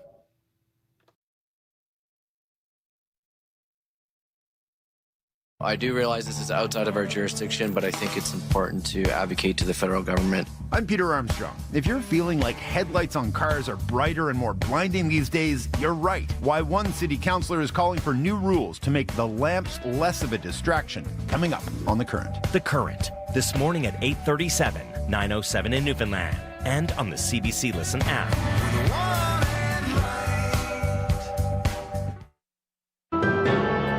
This is World Report. Good morning. I'm Marcia Young. For months, the Carney government has been saying it may buy fighter jets from Sweden instead of the United States. It said it was putting an order for the U.S.-made F-35 on hold during the trade war with Washington. But CBC News has learned the federal government has quietly begun purchasing key components for 14 more F-35s. Danielle LeBlanc has the story. No final decision has been made, and the review continues. This is Defense Minister David McGuinty recently repeating what's been the government line on the F-35 for nearly a year. Officially, Ottawa has only ordered 16 American-built fighter jets, and any other purchase, whether it be more F-35s or Swedish Gripen fighters, is subject to a full review because of ongoing trade disputes with the United States. Still, CBC News has learned that Canada has quietly begun incurring expenses for the purchase of 14 more F-35 aircraft. Ottawa has not publicly announced the spending for crucial fighter jet components, known in aviation circles as long lead items that must be ordered years in advance. The spending will allow Canada to keep its place in the delivery schedule for these 14 F-35s. Justin Massy, a defense expert at the Université du Québec in Montreal, says the government should start coming clean on its plans to buy new fighter jets to replace its aging CF-18 fleet. So we're in the dark, and we have to rely on sources and information to journalists to understand the most important Canadian defense decision that we face, which is not normal. The Department of National Defense refused to comment on the spending, invoking the ongoing review. Daniel Leblanc, CBC News, Ottawa. U.S. President Donald Trump is threatening to close a vital economic link with Canada before it even opens. The Gordie Howe Bridge between Detroit and Windsor opens later this year. But as Katie Nicholson reports, Trump says he will not let that happen unless Canada makes some big concessions. It's just insane. Windsor Mayor Drew Dilkins had a few thoughts about U.S. President Donald Trump's post, which griped about Ontario not selling American liquor and China ending ice hockey in Canada. And, of course, his threat to not allow the new Gordie Howe Bridge to open until the U.S. is, quote, fully compensated for everything it's given Canada. We know Donald Trump is volatile. We know he's created an environment of uncertainty. I'm sure we'll get over the speed hump here on this issue as well.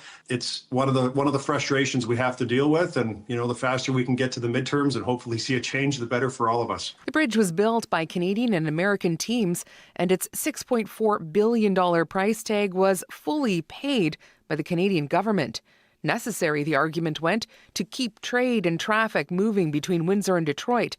a newer alternative to the near 100-year-old Ambassador Bridge. In a statement, Candice Lang, the president of the Canadian Chamber of Commerce, called Trump's threat to block or barricade the bridge a self-defeating move and quoted a joint statement the Trump administration put out in 2017, which called the project a vital economic link between our two countries. Michigan Senator Alyssa Slotkin took to X to call Trump's threat to tank the bridge awful for her state's economy and warned that the president is punishing Michiganders for a trade war he started. Canada, she wrote, is our friend, not our enemy. Katie Nicholson, CBC News, Washington.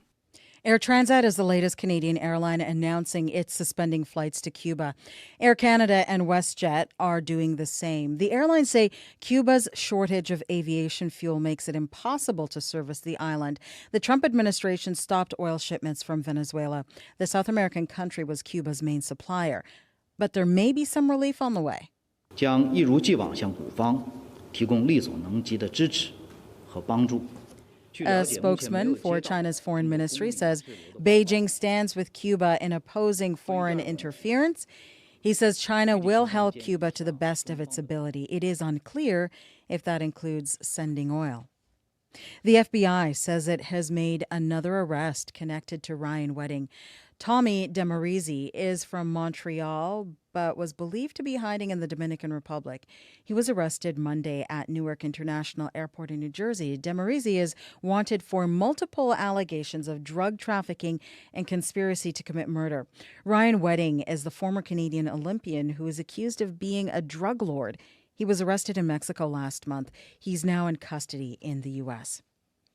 CBC News has learned Conservatives and Liberals are working together behind closed doors on a deal that could keep Mark Carney's government afloat. Publicly, the Prime Minister has been downplaying the likelihood of a snap election, but sources say a confidence vote could be coming. Kate McKenna has the details. Liberal and Conservative sources tell us that behind the scenes, talks are underway to make Parliament work, get some bills passed, and potentially avoid a spring election. We're not naming the sources because they're not authorized to talk about private conversations, but they say when the Prime Minister met with Conservative leader Pierre Poilievre last week, they ended up having serious conversations about how to move forward on specific pieces of legislation, including their budget bill, which is important because if the government loses that vote in the House of Commons, it could trigger an election. Sources say that Carney was open to amendments and that they're also working on a path forward on a contentious anti-hate bill, C9, that Conservatives claim could criminalize some forms of religious worship. But this is not likely to put to bed questions about whether there will be an election because this is a minority parliament. It doesn't have an obvious dancing partner to keep it afloat the way the Trudeau government had the NDP. We know that Carney has spoken with Ontario Premier Doug Ford about the possibility of having an early election, something that was first reported by the Globe and Mail. And some polls show that Carney's personal popularity is higher than Poilievre's, which could make the possibility of going early more tempting. Both sides say they're aware there was a federal election less than a year ago, and they're working together to make this parliament work. Kate McKenna, CBC News, Ottawa. The U.S. Congressional Committee investigating Jeffrey Epstein has released tape of its deposition of Ghislaine Maxwell. Ms. Maxwell, did you at any time play any role in Jeffrey Epstein's activities involving the recruitment, grooming, or trafficking of young women or girls? I invoke my Fifth Amendment right to silence. Maxwell declined to answer any of the committee's questions during Monday's hearing. She is appealing her 2021 conviction for her role in helping Epstein sexually abuse teenage girls. James Comer chairs the House committee. He says he released the deposition video in the interest of transparency. Survivors of Epstein's crime are also calling for transparency. They want the U.S. Department of Justice to release all Epstein-related files. Canada is adding to its medal count in Milan. William Dagenou trying to chase down the Italians. Medal lap now. Dagenou, everything he's got, but it's going to be silver for the Canadians. That is the call as Canada picks up a medal in short track mixed team relay speed skating. The Canadians finished in 2 minutes 39 seconds, just behind Italy and ahead of Belgium. This is our first silver of these Olympic Winter Games and our third overall. Canada also has 2 bronze medals in women's 3,000-meter speed skating and freestyle skiing, women's slope style. It is a rivalry for the ages, one that is even more heated lately. A United States versus Canada hockey game. Later today, the women will be on the ice, but there are concerns. Canada's captain, Marie-Philippe Poulin, may not be able to play. The CBC's Sarah Lovett has more from Italy. That'll do it. 5-1 the finish. It was a decisive win on the ice for the Canadian women's team against the Czech Republic, but the biggest news out of the game, Well, and this is not a good look. Poulin does not typically stay down. was a hit on captain and hockey great Marie-Philippe Poulin, which took her out of the game halfway through the first period. Now the question is, will she be able to play tonight against the team's ultimate nemesis, Team USA? Jocelyn Larocque plays defense. When you see any teammate, go off, it's scary, and you're thinking about her, and but I trust our medical staff. Forward Julia Gosling says Poulin plays a huge role for the team. She's our leader, she's our captain, she's the best teammate I've ever had. The U.S. has come to these Olympics with some decisive wins under their belt. The rivalry series saw the Americans sweep the Canadians, outscoring the team 24-7 over 4 games. Hillary Knight captains the U.S. team. I wouldn't expect anything less than an awesome, beautiful rivalry, and to see that unfold for the fans and for ourselves, and those are the kind of games that you want to play in. Canada goes into the game as sort of underdog, a veteran team, yes, but against a Team U.S. full of young blood. The game we've all been waiting for, Canada, USA. The puck drops at 2:10 p.m. Eastern. Sarah Levitt, CBC News, Livigno, Italy. That is the latest national and international news from World Report. News anytime, cbcnews.ca. I'm Marcia Young.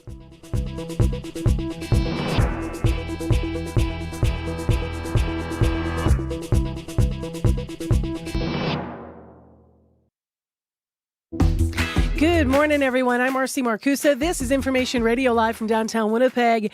It is Tuesday morning, February 10th, and thanks for spending part of it with us here on the show.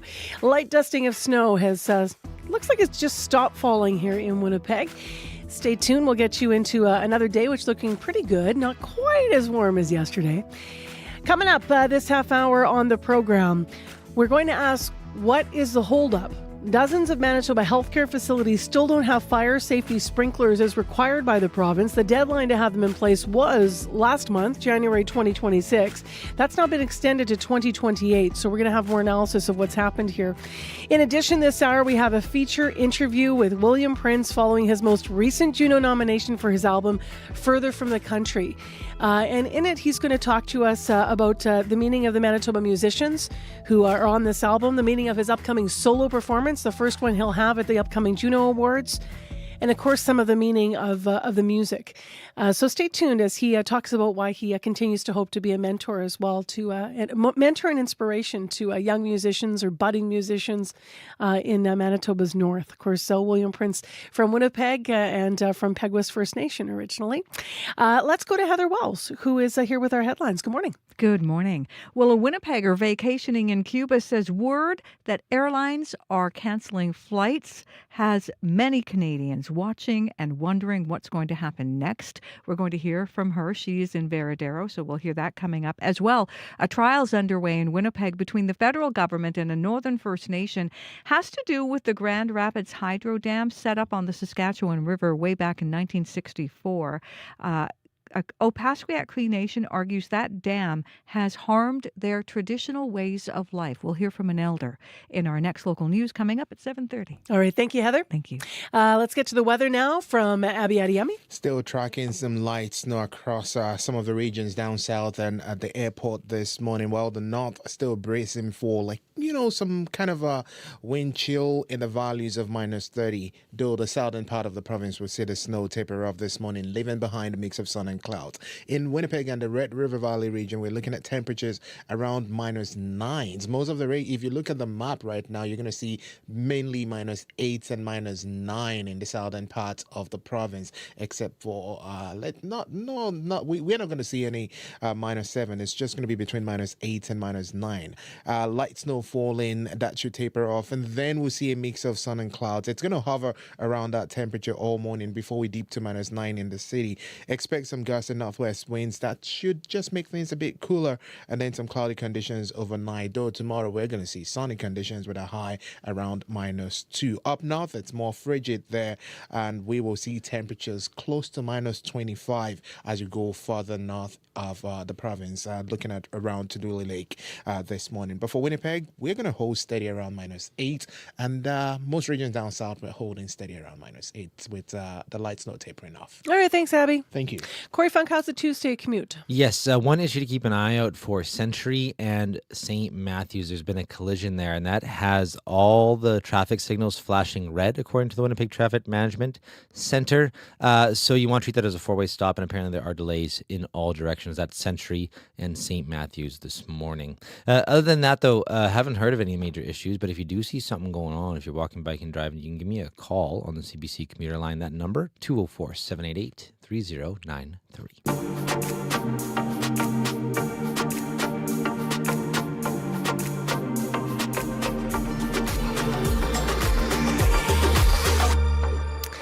Well, I love when people reach out to the show, and recently we actually did get an email from one of the organizations out in Elmwood that said, why don't you come and see what we're doing with food security?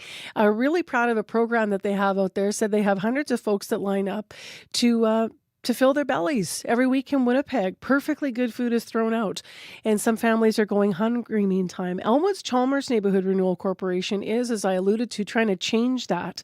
So CBC's Jim Agapito stopped by to see what's going on.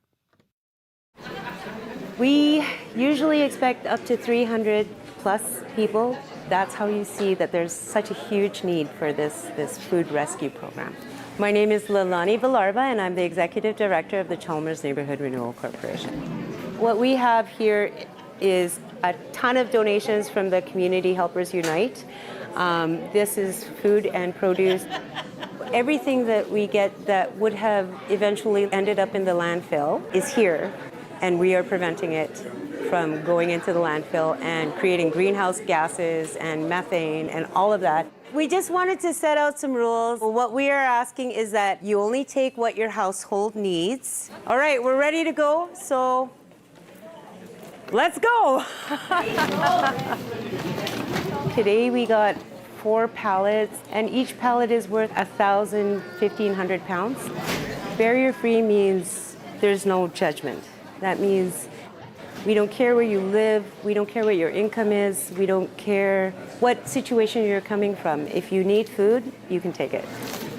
We have great partners like Community Helpers Unite, Brandon Food Rescue, Climate Change Connection. All of these pieces make this work for us. One of these or one of those? My name's Shane Hayden. I'm here to help volunteer with food program, food rescue, and anything else that's necessary. I was actually in a bad situation where I needed help with housing situation and some food and stuff, so they actually helped me find an apartment. And now that I'm here, I just keep volunteering because I like to help out. Here they try to make you feel like you're welcome, more like a family than just a number. So it was more welcoming for sure. Definitely had a lot more services to provide than other locations that I've been to. So I thought it was just a great fit. Okay, do you want a broccoli? Sure, please. Thank you. Hi, my name is Betty Braun. There you go. Thank you. Sometimes it's very tough, especially now with the way that the prices are. Having all of these fruits and vegetables that are available to us makes a big difference in my budget, so that I can end up making ends meet and maybe buying a few extra special vegetables and fruits that I wouldn't have been able to. How many seniors do you see here that need food like this? More than I think come here need it, either because they haven't got the ability to get here, or some people just don't like to. I've never been to a food bank. This makes it different. It's just different here, where you're not judged, and I think that's the big thing. If you need it, take it. Thank you. Just come. We'll all make you feel welcome. It's a good place. This place is a good place. In this facility, they will find friendship, that they will find community, that they will find belonging, they will find non-judgmental space where they can be themselves and access services and anything else that they need. We are here to help them. Lots of people out there in Elmwood. So thanks for reaching out to us, Leilani, here at CBC and alerting us to what you're doing out there. That piece was put together by CBC's Jim Agapito, who visited the Chalmers Neighborhood Renewal Corporation, and with Jason Empson, one of our videographers. Information about the food rescue program, including how you can take part, is on the Chalmers Neighborhood Renewal Corporation's Facebook page. All of this, by the way, done through support provided by late City Councillor Jason Schreier for Elmwood and current City Councillor Emma Durand-Wood. That's how they put it together. They give away over, just to reiterate here, 30,000 pounds of food every giveaway day. And it meets the needs of, as you heard, not just Elmwood, but if you can get to that center just over the Disraeli Bridge, if you're heading in that direction away from the downtown area, then you're more than welcome to, as you heard. So they go right now every Thursday, I understand, right around 4 o'clock. But what you should do is check their Chalmers Neighborhood Renewal Corporation Facebook page to find out more. The Olympic Winter Games Milano Cortina 2026 are almost here, and it all lives on CBC and CBC Gem. From the first puck drop to the final victory. Access every Olympic moment all for free. With multiple live streams and full replays, CBC Gem puts you in control of the events you want to watch. Get ready for hockey, figure skating, curling, and much more. It all begins February 6th. Watch free on CBC and CBC Gem. 7:19 is the time right now. As I mentioned, we have a feature interview coming up with Juno nominee, now multiple Juno nominee and winner, William Prince from, of course, here in Winnipeg and Peguis First Nation. That's coming up at 7:40. One of the things you're going to hear in that interview, because I did speak with William actually earlier this week, but one of the things that you're going to hear is how important it was for him to work with Manitoba talent like Boy Golden. So we thought in advance of hearing from William, we should hear from Boy Golden, who is a singer-songwriter, and some of his work. So this is Suffer, a tune that has been written for our times, in case you haven't heard it before. Lean into the lyric. Every day is a masterpiece, laid out on the street in front of me. Every day another tragedy, laid out on the street in front of me. Prices go up and they don't come down. Cost $40 just to hang around. I know people sleeping on the ground. Prices go up and they don't come down. I wanna know where my money went. I want a new president. Wanna believe that God is benevolent. I wanna know where my money went. Yeah, we all suffer under the cover of the night. Under the cover of the night, we all suffer. Yeah. Painkillers and nicotine, white bread and trashy TV. You can drink yourself half asleep, just don't do it in front of me. Bad actors in politics, I can't take too much more of this. I'm looking for a more permanent fix, like a deep dark hole in a ditch. We sit in our living rooms and become what we consume. There's nothing old and nothing new, just whatever's in front of you. Yeah, we all suffer under the cover of the night. Under the cover of the night, we all suffer. Yeah, we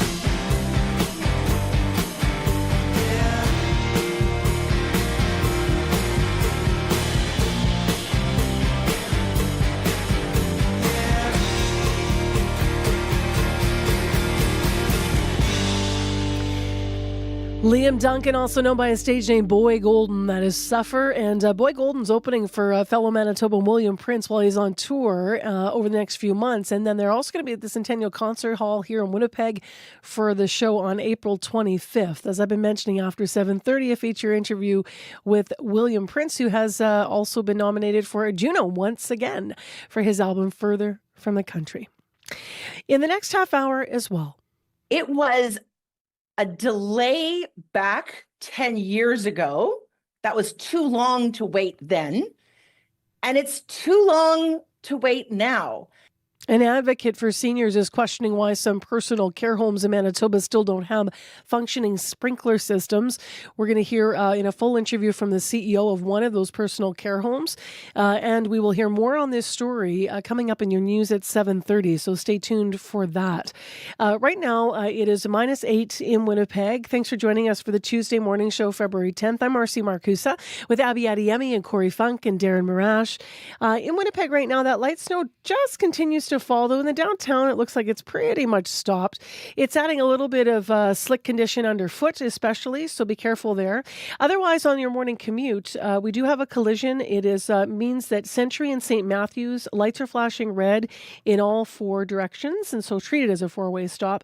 And apparently things have been a little bit slow there, even though traffic's just picking up. If you want to update that or anything else, conditions in whatever city you're in Manitoba or on the highways, give Corey a call on the commuter line at 788-3093. And I'll just mention today, we actually don't have a daytime high in Winnipeg. It's going to fall our temperature to about -9. Could feel a little bit chillier than yesterday, too, with those winds northwest 30 to 50.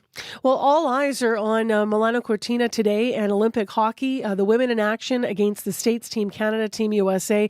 Will Marie-Philippe Poulin be at the game? It's time for your Olympic update.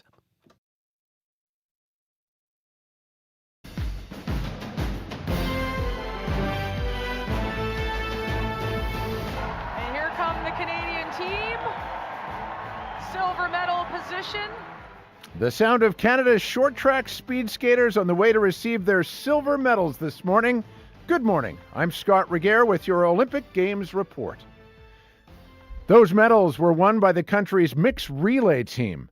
Canada's best finish yet in Milano Cortina, and had the host nation not beaten them to the wire, it would have been gold. Calling the race this morning was CBC's Olympic short track commentator Signa Butler, who joins me now. Signa, your thoughts on the Canadian performance? I just think the number one thing we've been talking about with the short track team is tone setter. This team has high expectations on them. They've performed so well, whether you look at the World Tour this year, the World Championships last year, Scott, when they won 10 medals, double more than any nation. So the expectations are high. The first event is a relay, a mixed relay, and it's one that you were off the podium in Beijing 4 years ago. You were penalized 4 years ago. That's why you weren't on the podium. So a little bit of redemption. And I think it just gives the team confidence going forward that, you know, the results are there. They were ecstatic with silver. I know it's just like silver kind of seems like second best. You know, they came from behind. They were at one point fourth in this race, and they came all the way back to silver. So I think it was a great performance. And they did it with one of the competitors finding out at the last minute almost that he would be involved in this. Yeah, Felix Roussel. So Felix Roussel was in the quarterfinals, so he had already taken part in the relay, but then was replaced by Stephen Dubois in the semis, and then Roussel came back in for the final. And the reason being, Roussel was the fastest today in his 1,000-meter individual event in qualifying. They felt really confident. He's an Olympic rookie. I mean, how much pressure is that? And he just ran with it. Yeah, him and William Danjanu, the Sherbrooke connection there, just you know, with the great relay and the great relay exchanges, just making it happen for Canada. And I know you're from Nova Scotia, so yes. I would be remiss not to point out that in the stands, there were some notable spectators from that province. Oh, the NHLers. They met in the village, actually. Apparently they met the short trackers in the village, and the short trackers were like, why don't you come watch us perform? And they were like, well, we got a day off. So they went as like this team bonding thing. And yeah, like all the fellas are up there, they're like eating popcorn, watching this. And actually, when there was a few crashes, you could see their reaction. They were loving it. But yeah, Sidney Crosby, Brad Marchand, Nathan McKinnon, all the Nova Scotians were there. It was fantastic. Awesome. And great call today. Thanks for joining us. Appreciate it. CBC's Olympic short track commentator, Signa Butler.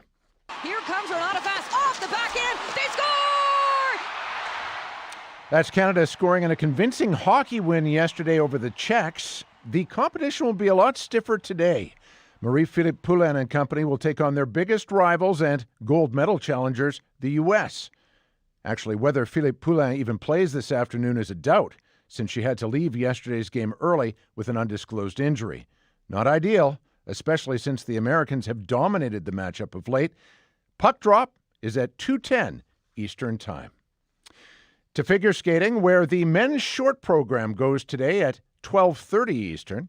Toronto's Stephen Gogolev is Canada's lone participant, while American Ilya Malinin will be the heavy favorite for gold. But that's not all to watch out for, or rather, to listen for.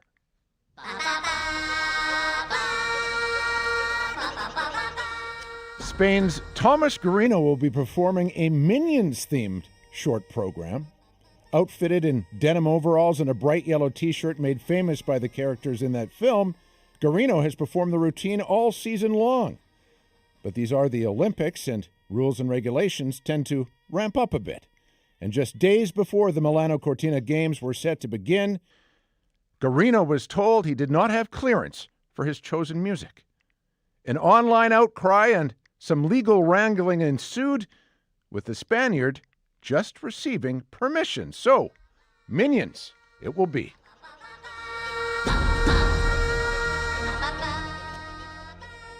Nothing Minion-like about Canada's short track team this morning. Silver has the country up to 3 medals so far.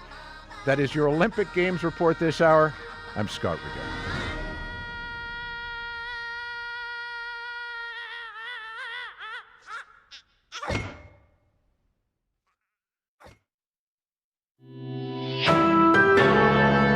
This is CBC News. Good morning. I'm Heather Wells in Winnipeg. At 7:30, we will see the sun. We've got a little bit of light snow continuing right now, but we will see a mix of sun and clouds this afternoon. That wind picks up. Our temperature slips to -9 this afternoon. A Winnipegger vacationing in Cuba right now says the many Canadians there are watching and wondering what's going to happen next. Air Canada, WestJet, and Air Transat have all announced they're winding down flights to Cuba because the country is running out of jet fuel. Jeff Langan flew to Veradero on WestJet on Saturday. He's supposed to return home Sunday. He and other Canadian tourists haven't heard anything directly from the airlines about their return flights. I don't think there's a sense of panic. Folks are paying attention and concerned. I think there's a larger concern as well. The impact on Cuba is huge, and Cuba is struggling right now, no question. Airlines say they will send empty planes to Cuba to bring people home. Langan says staff at the resort are doing their best to make sure tourists are comfortable. Other Canadians in Cuba tell CBC they only have hot water for a few hours in the evenings. Dozens of healthcare facilities have missed a deadline to install fire sprinklers, but the province is now giving them 3 extra years after CBC News started asking if the work had been done. Manitoba set the initial deadline of January 2026 10 years ago. The change to the province's fire code was made following a fire at a Quebec seniors' home that left 32 people dead. All hospitals and care homes must now install sprinkler systems by the end of 2028. Greg Reed at Fred Douglas Lodge in Winnipeg says the pandemic and cost overruns delayed their work. Certainly it would have been a lot simpler and I think would have given a lot of people peace of mind if things had been put in place more quickly.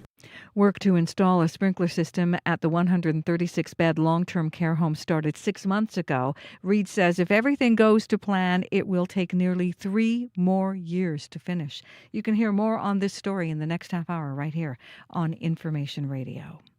The provincial public inquiry into Winnipeg's police headquarters begins in earnest today. The first of 5 months of hearings will be held in downtown Winnipeg starting this morning. CBC's Bartley Kivas will be there. The inquiry is focused on the construction of the police HQ, a $214 million purchase and renovation project that's been the subject of 2 external audits, a 5-year RCMP investigation, and 2 civil lawsuits, including One that determined former Winnipeg CAO Phil Shiegel accepted a $327,000 bribe in exchange for showing favor to the owner of a construction company that did most of the work. For the sake of the public, I hope there's new information.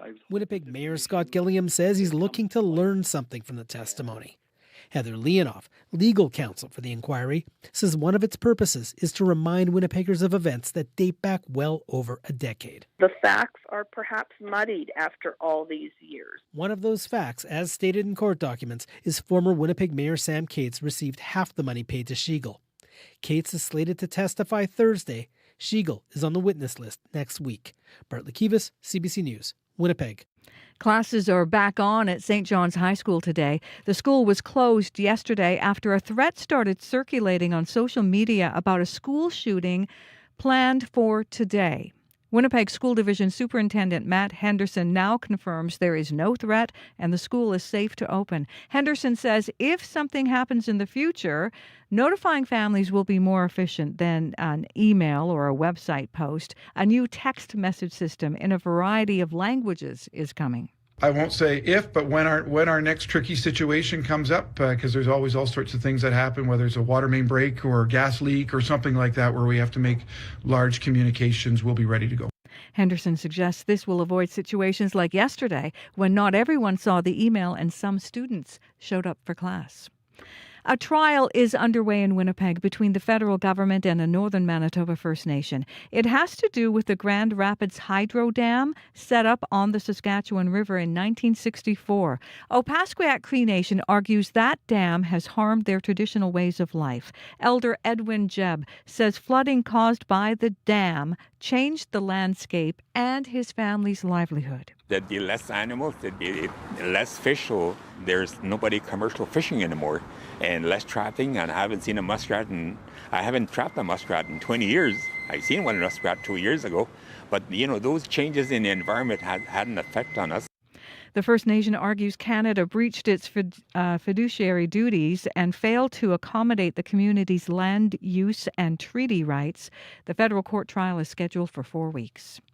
Olympic fever is burning in the southwest Manitoba town of Elkhorn. Homegrown hockey hero Travis Sanheim is about to lace up for Team Canada in Milan. Posters line the hallways at his old school, along with Elkhorn businesses, homes, and the local seniors lodge. Sanheim's wife, siblings, and parents are all heading to Italy to cheer him on. His mom, Shelley Sanheim, says going to the Olympics already gives her goosebumps. Every moment. We're going to soak it up. Every moment. This is a once in a lifetime. He may never get this opportunity again, and we're just so proud of him. We're just so thrilled. Sanheim also plays in the NHL's Philadelphia Flyers. He's not the only Manitoban on Canada's men's hockey team. Sanheim, along with Seth Jarvis and Mark Stone, play their first game against Czechia Thursday morning. You can find more news updated throughout the day. All you have to do is head to cbc.ca/Manitoba. Thanks, Heather Wells. Thank you. All right, the regional forecast from CBC now. Yeah, Marcy, we're still going to get this light snow that will be falling across the southern region till about 8:30 this morning, but it's going to be off and on in most of the areas. And down south, we're seeing temperatures across board around -8, -9 at this time. And up north, we're looking at -18 in Churchill at this time, falling to -22. But in the city, we are at -9 with light snow. All right, thanks, Abby Adiemi. Thank you. Corey. Just Century and St. Matthews, collision there earlier. Lights are flashing red all directions. Got a call from Nicholas on the commuter line. He said it's backed up on Century all the way to Ness this morning. So heads up, could be very slow going there. Treat that as a 4-way stop. Looks like, though, he said, looks like there might be crews working there. So hopefully that's cleared up later. But for now, very slow going. If you hear anything else, give me a call on the CBC commuter line. That number, 204-788-3093. We'll add another Juno nomination to the list for William Prince. Hear the sound as it rings and it pulls me away, further from the country, like I'm dead when you finally get to the city, further from the country. So the two-time Juno Award winner is once again nominated for Contemporary Roots Album of the Year for what we're listening to, the latest released. That's the title track, Further from the Country. He's won in this category twice now. And when he talks about the music, he says that it's a recounting of things he's experienced in his place of origin, which is here in Manitoba. But then the travel since then, it leans into every influence rather than shuttering them. And we'll talk more about the music with William Prince, who's also going to be performing at the 55th edition of the award show on March 29th. And he's with us now via Zoom. How you doing? I'm great. Nice to be here. Thank you. Wonderful introduction. You said it all. Well, not all of it. I don't know how you feel about this now. Does it ever get old to be nominated for a Juno? Never, ever, ever. Please nominate me for every record. It's really special, to be seen by the Junos and Karis and everybody that puts the time and dedication into, listening to our country's best music. And to be considered in that company is always a huge honor. So it never gets old. And I'm so stoked because this is a Manitoba made record. So I'm hoping to be the first win for a lot of great Manitoba players on this record. Yeah, I was going to ask, every when you're nominated for different music. So then that means something different. This one, as you said, you were on Instagram reacting to your nod, thanking fellow Manitoba artist and producer Boy Golden. How much of a role did he play in shaping the sound of this? Oh, he's of course instrumental.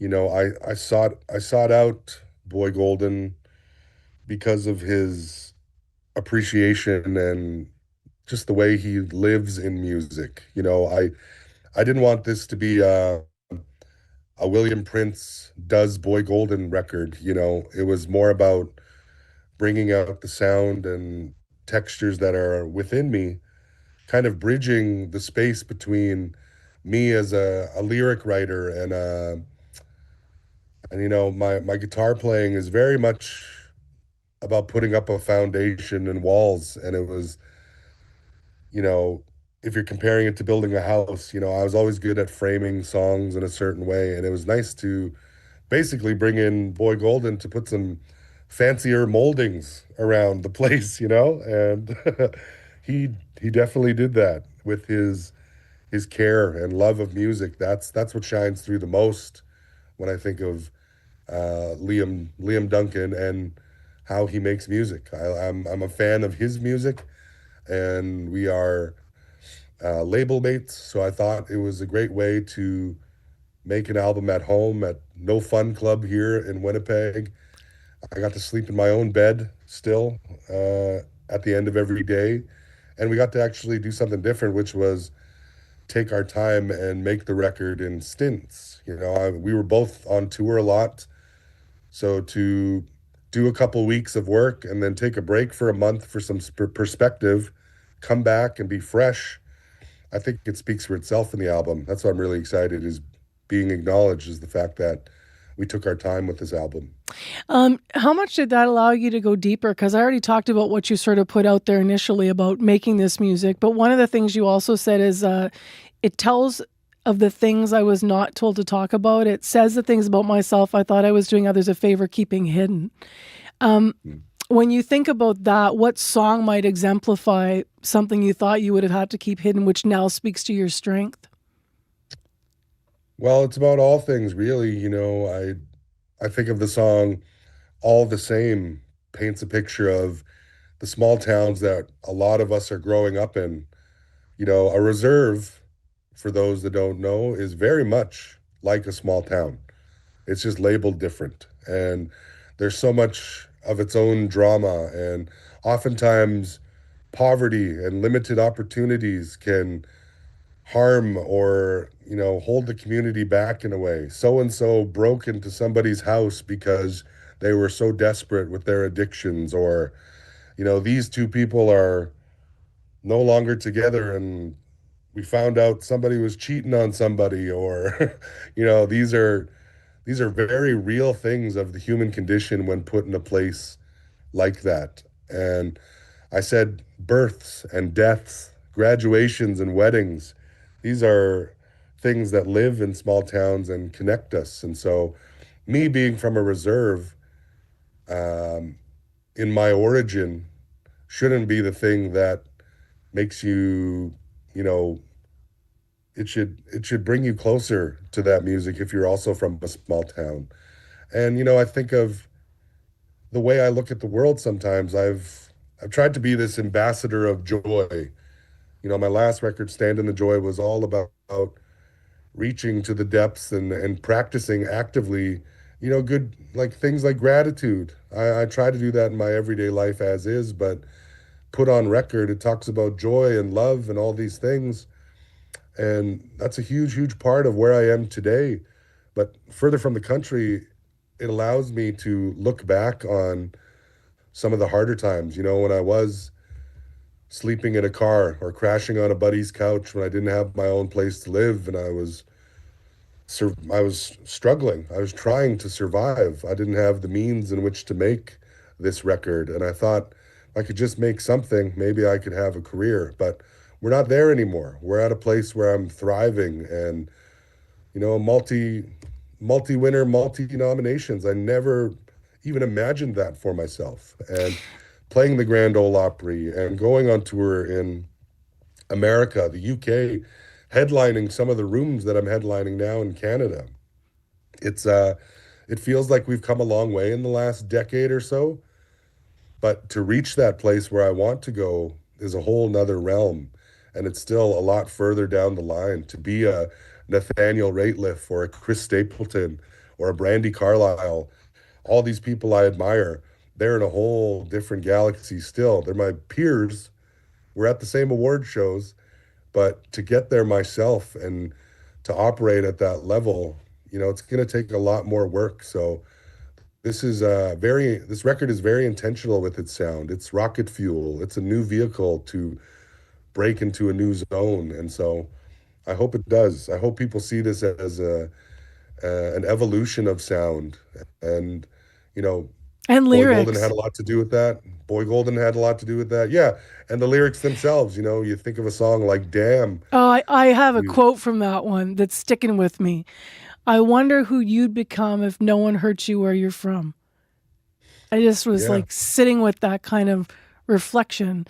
But it's not a sad record. It's a strength record. At least that's how I hear when I'm listening. And the way you're describing it, I don't know if you disagree with that for you. Definitely. All my records have that hope in them. And that line in particular, I can't tell you how many incredible people I've met who have shared their story of origin with me. And it's like, wow, you lived through a lot to be the person you are today.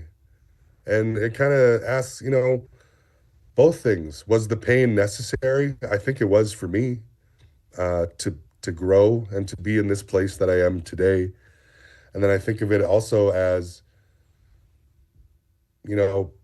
just having that empath's heart for people. Gosh, and I'm not talking just fellow musicians. I'm talking people that I've talked to in lobbies of hotels or whose path has been derailed by pain and trauma. And a lot of those people come from the reserve I grew up on. I think of them, I carry them with me everywhere, thinking about their place. And yeah, and I wrote that song in New York City in one day, because you look around and sheesh, there's just another damn shame everywhere you look. And especially in this day and age, it's hard on the heart to be an empath and to try to care for every situation that's going on. And so it's me acknowledging it, but also I have to live in a reality where I try to be joyful. I try to stand in the joy, I guess, for my family and myself while still holding a heart for all those that are going through a tough time.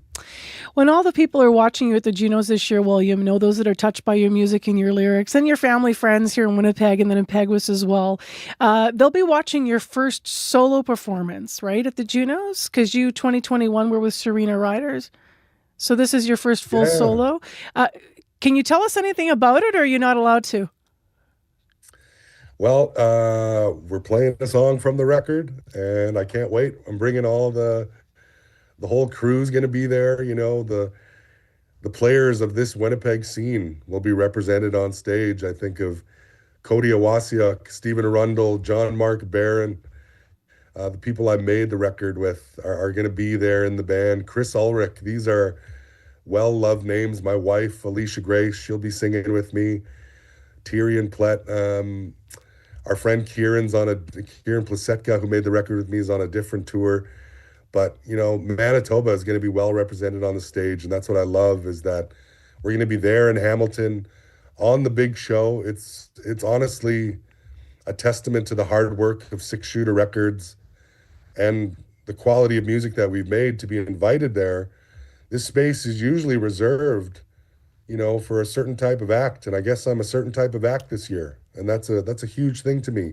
So I'm really, really excited to be a representative of Manitoba, Winnipeg. Winnipeg's my home, but also it's forever in my heart. The Peguis First Nation, the youth from there. If I can be on TV and play this big show and knock it out of the park, that does wonders, I think, for everybody around me. At least I hope it does. I hope it gives the youth where I'm from something to raise their eyebrow to and aspire to. Hey, he's from my community, and look where he is on music's biggest stage in the country.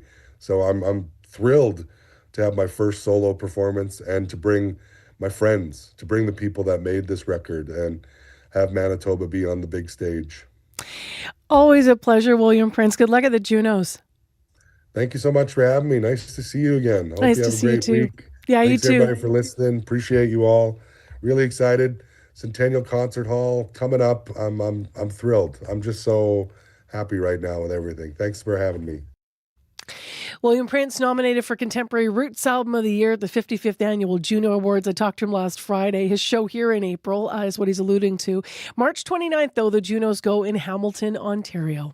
I'm Marcy Marcusa. Thanks for being with us on CBC. It's 10 to 8 right now. It's -8 in the city of Winnipeg. And next on the show, we've been hearing about this in the news. Some Manitoba personal care homes and hospitals still don't have functioning sprinkler systems. The story goes back to 2014. You might recall when a tragic fire killed 32 residents at a nursing home in Quebec. The following year, the Manitoba Fire Code was changed to require all personal care homes and health facilities have sprinkler systems installed by January 1st, 2026. Now, that deadline, of course, is now come and gone, and some worry about the safety of seniors in some of the care homes. This is what CEO of CanAge, which is Canada's national seniors advocacy organization, had to say. Laura Tamblin-Watts. It was a delay back 10 years ago. That was too long to wait then. And it's too long to wait now. We haven't met a 10-year plan to meet the most basic fire safety needs in healthcare, and especially for places like personal care homes where our most vulnerable population resides. It's an extraordinary problem. So that is the CEO of CanAge, Laura Tamblin-Watts, reacting to the lack of sprinkler systems in some Manitoba healthcare facilities. The province says it has changed the fire code last Friday to extend the deadline for facilities to have sprinklers installed. They're now giving those facilities until December 31st, 2028 to get the work done. Greg Reed is with us for a full interview, though, CEO of Fred Douglas Lodge, a personal care home to 106 people, residents there, and one of the 77 healthcare facilities that have yet to complete the work that's needed. Good morning. Good morning. How are you? I'm well. So I understand in the meantime here you have a fire watch put in place. How does it work to keep people safe before you've got these sprinklers in place? So the Fire Watch program is designed to monitor the unoccupied sections of the building. So, of course, the units where people receive care are monitored by staff at all times. There's always staff present, but common areas of our building after hours, after business hours and on the weekends are not always occupied. So the purpose of the Fire Watch is to provide hourly checks in those areas. How concerned are you that the sprinklers aren't in place yet? I mean, I think all of us would have preferred that this had happened sooner. I think 2016 was when the discussion started.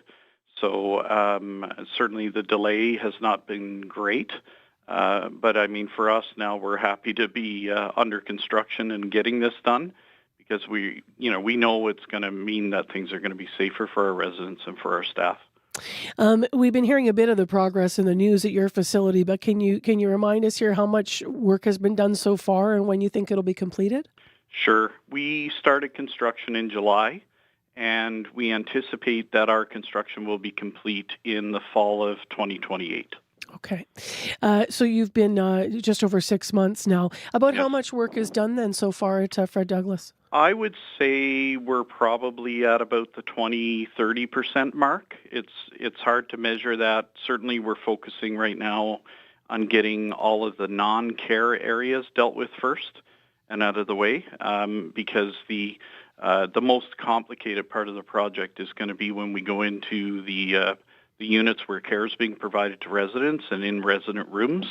We're concerned about the disruption that's going to mean for our residents. So we're involved in lots of planning to try and minimize that as much as possible. It might sound backwards to some folks because you would think that maybe the rooms would be done first because that's where the people are. Yeah. But what's the thinking about doing the non-care areas first? Yeah, well, I mean, the actual supply of the system into our facility had to happen first anyway, and that was in the basement and crawl space areas. So it made better sense from the contractor's point of view to complete all that work first. And they also, some of that had to do with the weather as well, because they were working in crawl space areas that would be really cold in the winter. What's your sense of why then it's taken so long to get the work done? I think there's a few factors. I think certainly COVID didn't help anything because most things like this would have been on pause during COVID. We were trying to make it through and get people through safely as best we could. And then I think the numbers, certainly the costs increases in these kinds of construction projects increased exponentially over time. And, there was lots of discussion about how governments across Canada, for that matter, were going to pay for this. Once you are installing in the care areas these sprinklers, how is that going to impact beds and such? So we have a plan in place with WRHA, our funder, with the long-term care program, and we're going to work collaboratively with them we will have 4 beds closed at any given time, and that will allow us the ability to move residents as their rooms are completed and provide for the minimum amount of disruption possible. But of course, as I mentioned before, we anticipate that it's going to be disruptive, so we're taking every measure we can to kind of reduce that for our residents. If there's residents, families listening this morning with concern, thinking should something, heaven forbid, happen, and sprinklers aren't in place, can you speak to that concern directly about to give them some confidence that their folks are safe? Yes, we have a really robust fire plan in place, like every other personal care home in Manitoba. And that involves monthly fire drills. We rotate the fire drills around all of our units to make sure that staff in every unit is up to speed on what needs to be done to get residents out of the building as quickly and as safely as possible. So we feel really good about the plan we have in place. And then with the added protection of this Fire Watch program, we feel good that we will be, able to keep people safe until such time as our sprinkler system is activated. Thanks for your time this morning, Greg Reed. Appreciate it. Okay, thank you very much. Have a great day. You too. That is the CEO of Fred Douglas, Greg Reed, with us this morning, Fred Douglas Lodge. The province says that of 194 Manitoba public health facilities, 117 have functioning sprinkler systems in place. Another 41 sites will have work completed by the end of this year, and then another 36 scheduled for completion by December 31st, 2028. If you want to read about our reporting, cbc.ca/Manitoba. Coming up on the program after 8 o'clock, we're still talking about the province, but this time education. Yesterday, a big boost in education funding. The Manitoba School Board Association says its members, though, will still have to decide between cutting programs and staff or raising taxes. We'll find out why. We'll get reaction from the association's president live here on CBC coming up after 8. We're also going to slide in Olympic Report at 8:25, and then we also will try to get on some music from William Prince after our feature conversation with the Juno nominee. In traffic, still not sure if Century and St. Matthews has flashing red in all 4 directions or if that's cleared. Otherwise, could be a little slippery underfoot with light snow. Call us with the commuter update, 788-3093. -8 right now, -9 later with gusty winds in Winnipeg. Heather Wells is in with headlines. A Winnipeg traveler in Cuba says he and other Canadians are concerned about getting home and also worried about the impact of this move by airlines on Cuba. Yesterday, Air Canada, WestJet and Air Transat announced they are reducing and eliminating flights to Cuba because of jet fuel shortage. Jeff Langan flew to Veradero Saturday. He estimates 75% of the tourists there are Canadian and worries what's going to happen to the local economy when they leave. The public inquiry into Winnipeg's police headquarters begins in earnest today, the first of 5 months of hearings into that $214 million city purchase and renovation project. A pair of city employees are slated to testify today. Former Winnipeg Mayor Sam Cates is scheduled for Thursday. More Manitoba News at 8:30. All right, thanks, Heather. The latest national and international news is up next on 89.3 FM World Report. On cue. I'm Garby Bailey in for Tom Power. 6 months before she started filming The Pit, Catherine Lanasa was in and out of the hospital getting treated for breast cancer. She's here to talk about how her experience as a patient has influenced her Emmy-winning role as charge nurse Dana Evans on the hit show. Abby loves dogs. I love penguins. Doesn't mean I want to take care of one. Q, this morning at 10:30 in Newfoundland. And on CBC Listen, or wherever you get your podcasts. The CBC News is next. Coming up in half an hour, it's The Current. I'm Peter Armstrong. If you're feeling like headlights on cars are brighter and more blinding these days, you're right. Why one city councillor is calling for new rules to make the lamps less of a distraction. Coming up on The Current.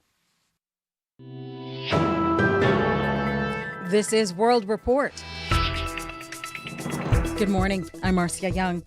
For months, the Carney government has been saying it may buy fighter jets from Sweden instead of the United States. It said it was putting an order for the U.S.-made F-35 on hold during the trade war with Washington.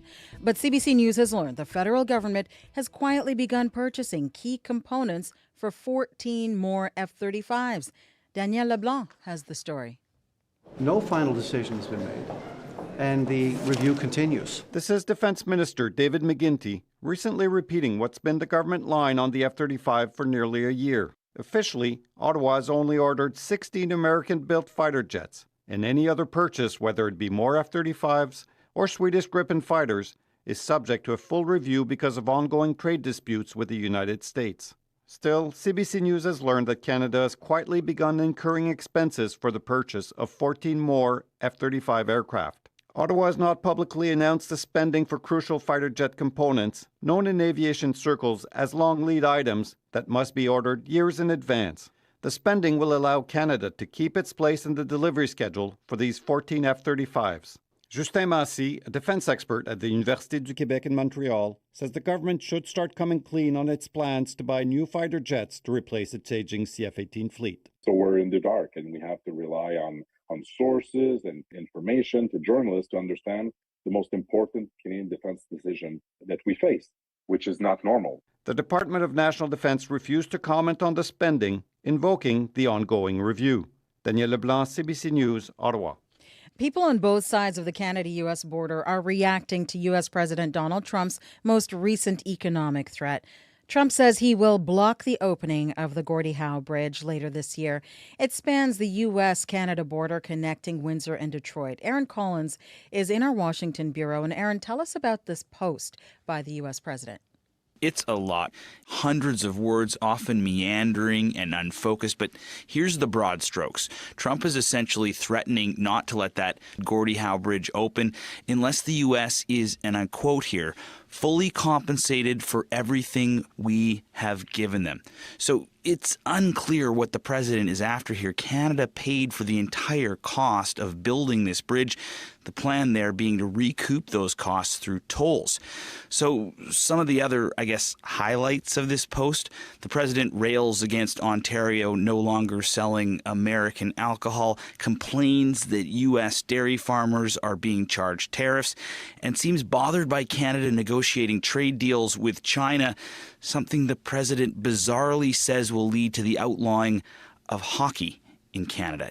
So what's the reaction been? There's been a lot, right? So we heard very quickly from the mayor of Windsor, Drew Dilkins, quickly weighing in on this, calling the post insane. I really can't believe what I'm reading, but it's par for the course. There have been successive prime ministers that have been involved in the negotiations to get this bridge constructed. There have been presidential permits issued. And let's not forget, Canada paid for the construction of the bridge. And south of the border, a slew of politicians have posted about the importance of the project, including a spokesperson for Michigan Governor Gretchen Whitmer, who wrote, "It's going to open one way or another." You're just never sure how seriously to take these threats, which of course is why the term taco or Trump always chickens out has become a thing down here in D.C. Thank you, Aaron. You bet. The CBC's Aaron Collins in Washington. There is a disturbing trend in Transparency International's new global index of corruption. 50 countries have dropped down the scale, and some prominent Western countries are seen as having more corruption in the public sector. Anna Cunningham reports. Experts and business people rated some 182 countries for their perception of corruption in the public sector. Denmark has the lowest perceived levels, South Sudan the highest. But it's the established democracies such as the US and UK that have seen a noticeable slide. Cash for access. So people are paying to gain access to political power. François Valerian is chair of Transparency International. He points to political donations and allegations of fast-track contracts handed out during the COVID crisis. There is a concerning lack of interest in the fight against corruption. Valerian raised specific concerns about the Trump administration. What matters is to make money short term. But he points out the data for this report was gathered before details in the latest Epstein files alleged that the UK's former US ambassador Peter Mandelson shared potential market-sensitive information with the sex offender. The narrative seemed to be in favour of corruption. Canada maintains its high figure in terms of transparency, but Valerian calls for more openness in public contracting across federal, provincial and municipal levels, saying less than 60% of companies' beneficial owners were known. Anna Cunningham, CBC News, London. Archaeologists are learning more about the first people who lived in the high Arctic. They have made a discovery near the border between Canada and Greenland, and it tells us more about the technology and skills Inuit had 4,500 years ago. Science reporter Emily Chung tells us more. A polar bear and two cubs lope behind a boulder, fleeing a boat with a research team of archaeologists and local Inuit. Rings of piled pebbles surround ancient hearths on the rocky beach, from people who camped here thousands of years ago. You can see dozens of tent rings and other things associated with past activities. So meat caches or graves or all kinds of things like that that are just left there that you can see. That's Matthew Walls, a University of Calgary archaeologist. He says this island is 50 kilometers from the nearest shore. It would have been a fairly extraordinary journey for them to get to this location. And so probably 12 to 15 hours of difficult paddling with high potential for strong crosswinds to pick up or storms is kind of a precarious thing, and you would have to know an awful lot about the weather. Max Friesen is a University of Toronto archaeology professor who wasn't part of the study.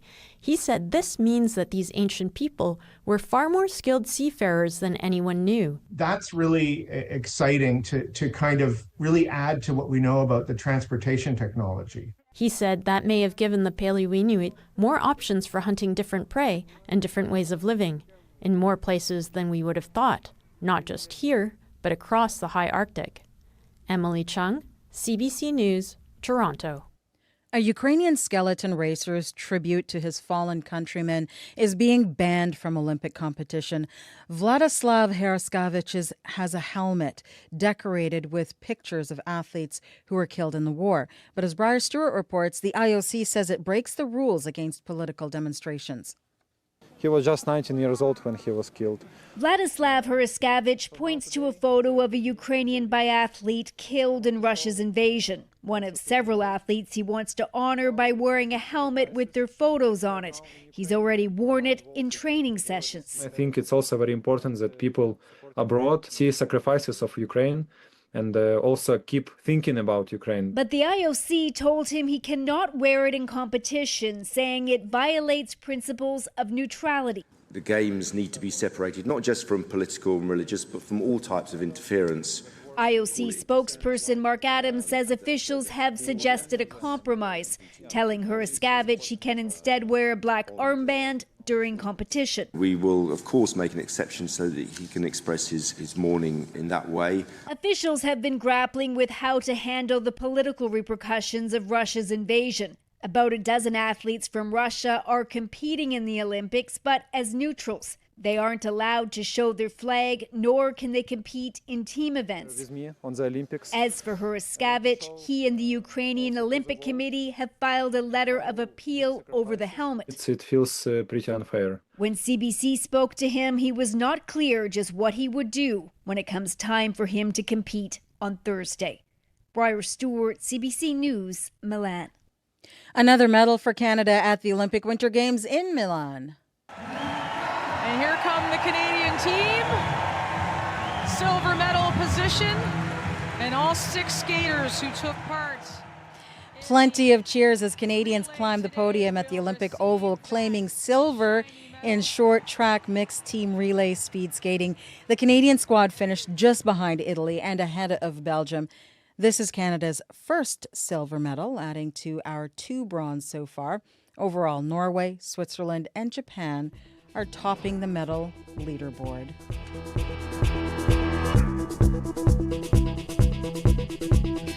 That is the latest national and international news from World Report. News anytime, cbcnews.ca. I'm Marcia Young.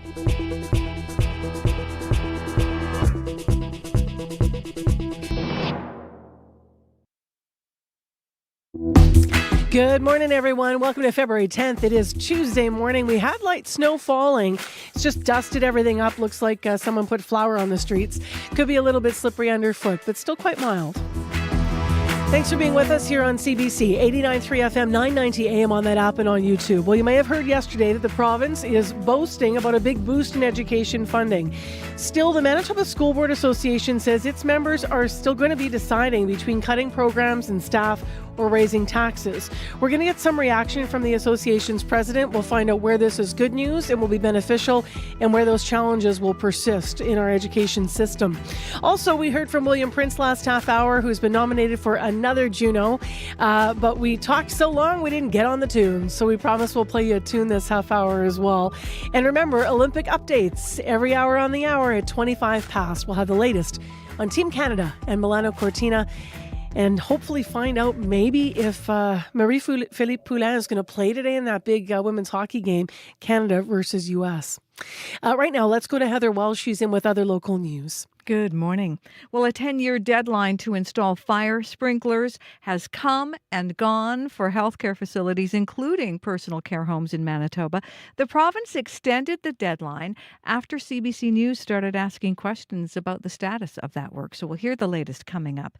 And a Winnipeg traveler in Cuba says he and other Canadians are concerned about getting home and also worried about the impact this latest development is having on Cuba. Yesterday, Air Canada, WestJet, and Air Transat all announced they are reducing and eliminating flights to Cuba because of a fuel shortage.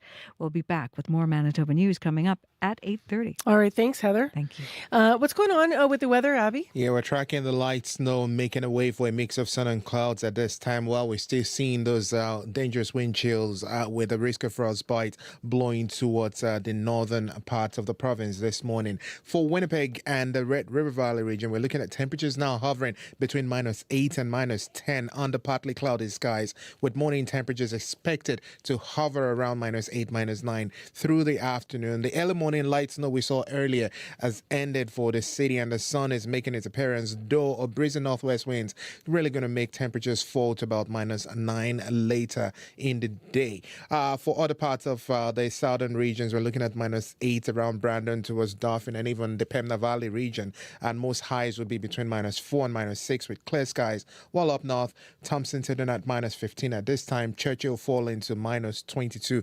Those regions are also seeing the light snow ending soon, but the wind chill around -35. So overall, it's more like a mix of clear skies in the south and the cold still holding on to the northern part of the province. Winnipeg, we are at -9 at this time. Before we turn to the commute, I want to shout out Mary Swain, who's a longtime listener of the show. But Mary is, more importantly, a longtime childhood educator, 34 years over at Riverview Ashland Child Care Center. And I'm going there today because it's I Love to Read month. So I put on my pink sweater and I'm ready to read to the little kids there. And I'm really excited. It's something that I look forward to every February, getting out in the community. Shout out to Mary. Yeah, shout out to Mary. Thanks for the invite. I will see you guys later. So a bunch of little ones will be there sitting at my feet. They've picked a book for me, so I can't tell you what I'm reading. So we'll see. I'll let you know tomorrow. Corey Funk, how's the commute going? Yes, the biggest issue all morning has been at Century and St. Matthews. Those lights are flashing red from an earlier collision. Heard from Nicholas that's actually backed up, at least this was about 45 minutes or so ago, backed up all the way to Ness. So that may still be an issue for folks. Treat that as a four-way stop at Century and St. Matthews. If you do see anything else going on, you can give me a call at the CBC commuter line. That number, 204-788-3093.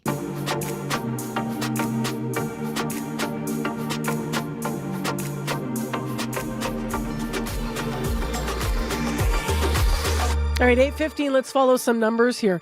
Manitoba schools are getting a 3.5% increase in funding.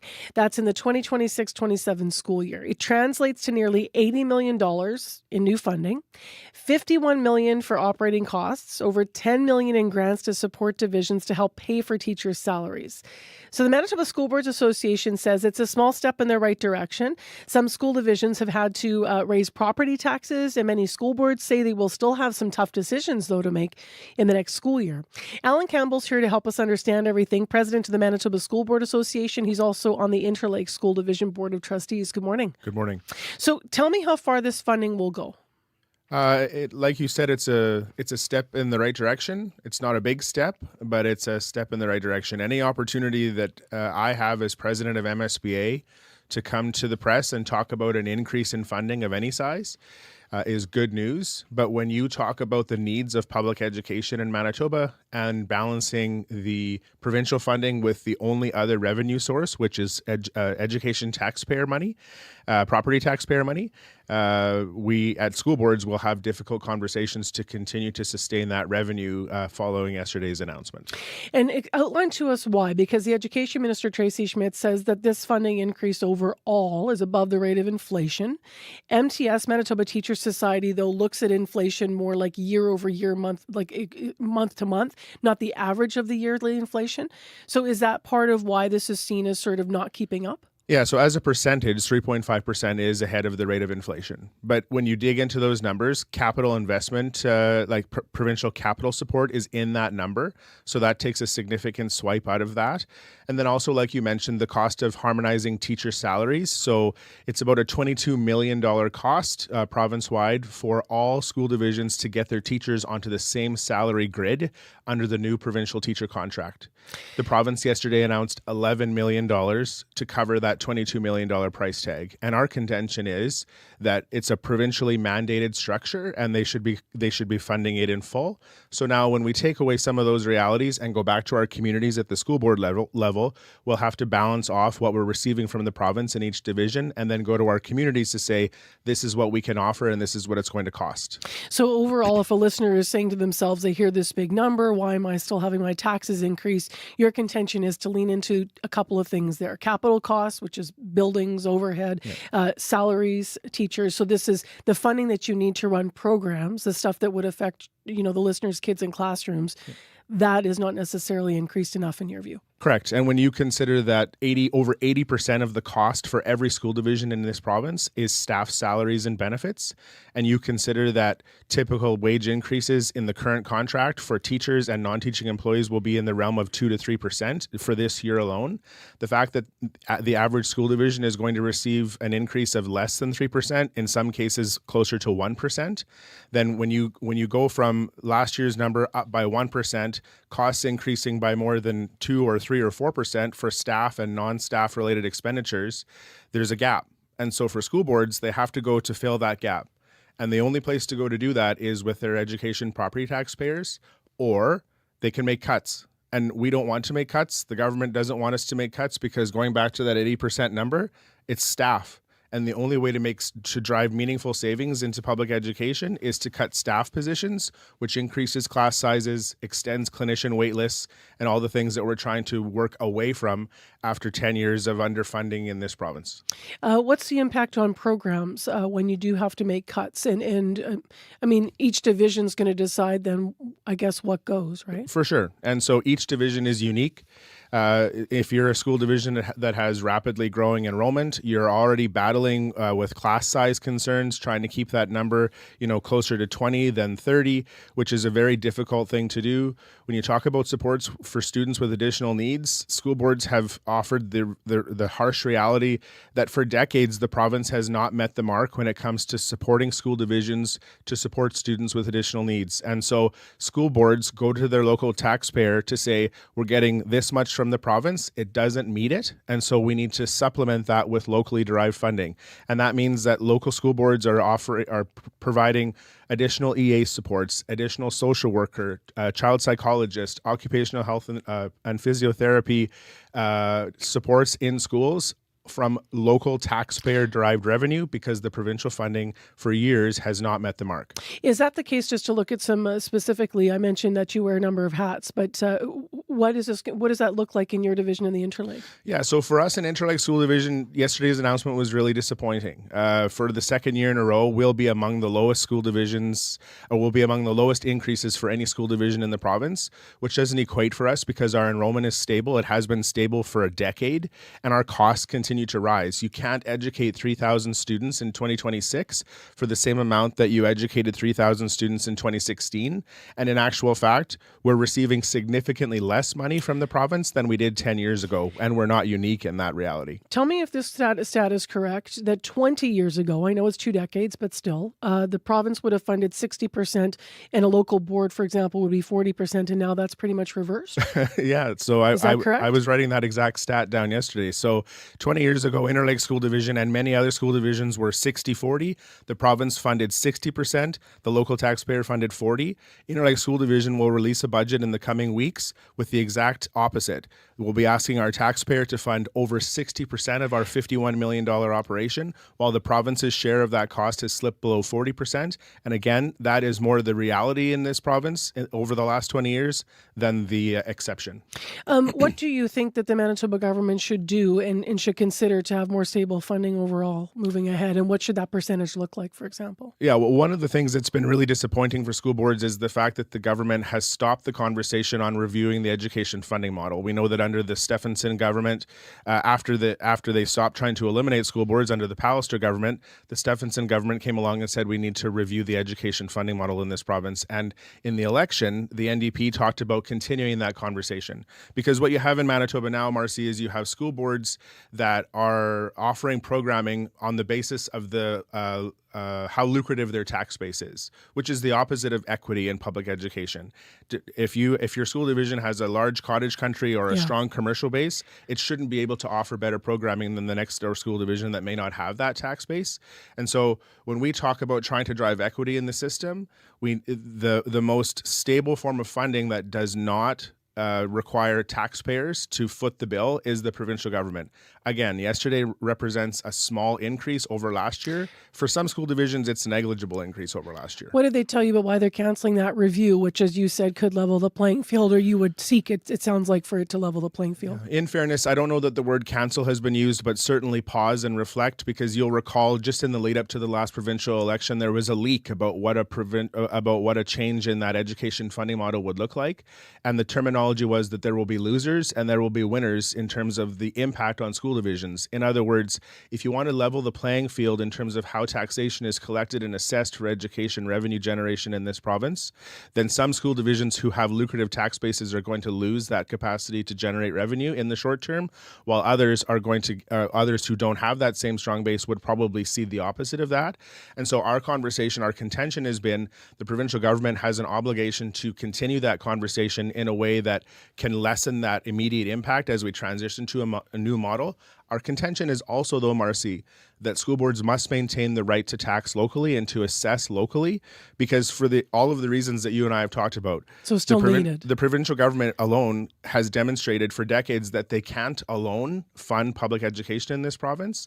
And when it comes to tailoring the funding for the needs of communities, school boards are best placed to go to the taxpayer, have that conversation about the need, and then assess the local mill rate for education property tax. Thank you for coming in with your concerns. Thanks, Marcy. Alan Campbell is president of the Manitoba School Board Association. If you want to read more about this story, you can go online, cbc.ca/Manitoba. Before our Olympic report, just a little tease of some William Prince music. We were talking to the Juno Award nominee last hour about his new music, and he was talking about the meaning behind this tune. It's called Damn.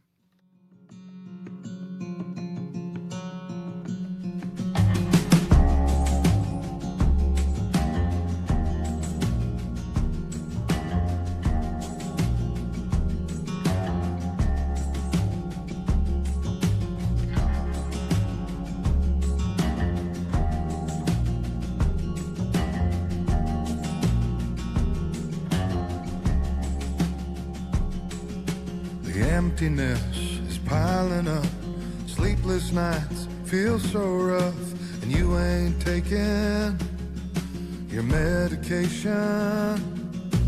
Makes you feel like New York City, walking in a dream outside yourself. I wonder who you'd become if no one hurt you where you're from, and you weren't running away from something I don't see until you say you need me, and it's all in pieces in my hands. Damn, another damn shame. Life as we Just giving you a little William Prince, why not? Celebrating our local artists as they are nominated for Junos. Junos, of course, next month, coming up in Hamilton. Well, let's celebrate our local athletes from Canada. It's time now for your Olympic update on CBC. Bell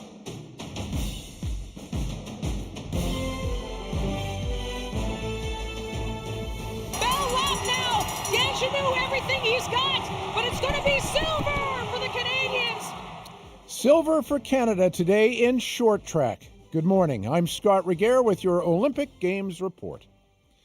That silver came in the mixed relay, led by world champions William Danjanu and Courtney Saroux. Canada trailed only the host Italians at the finish line.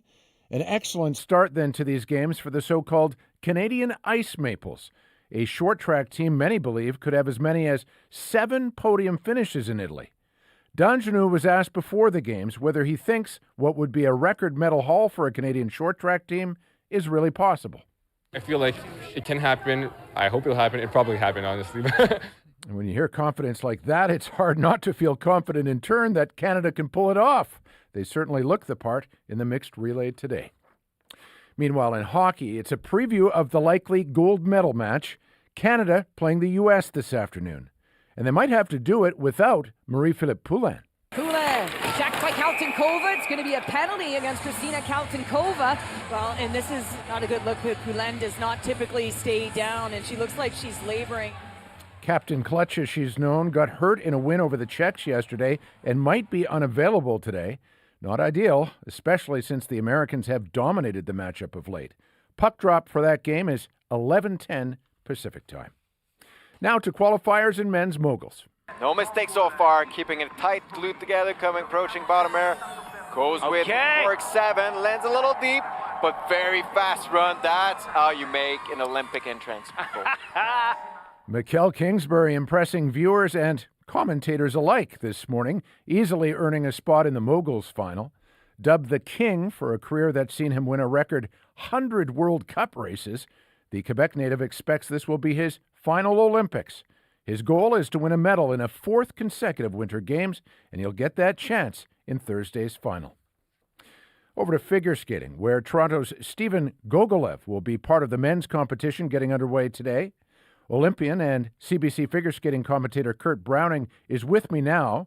And Kurt, you feel Gogolev's performance in the team competition earlier this week was important for the 21-year-old.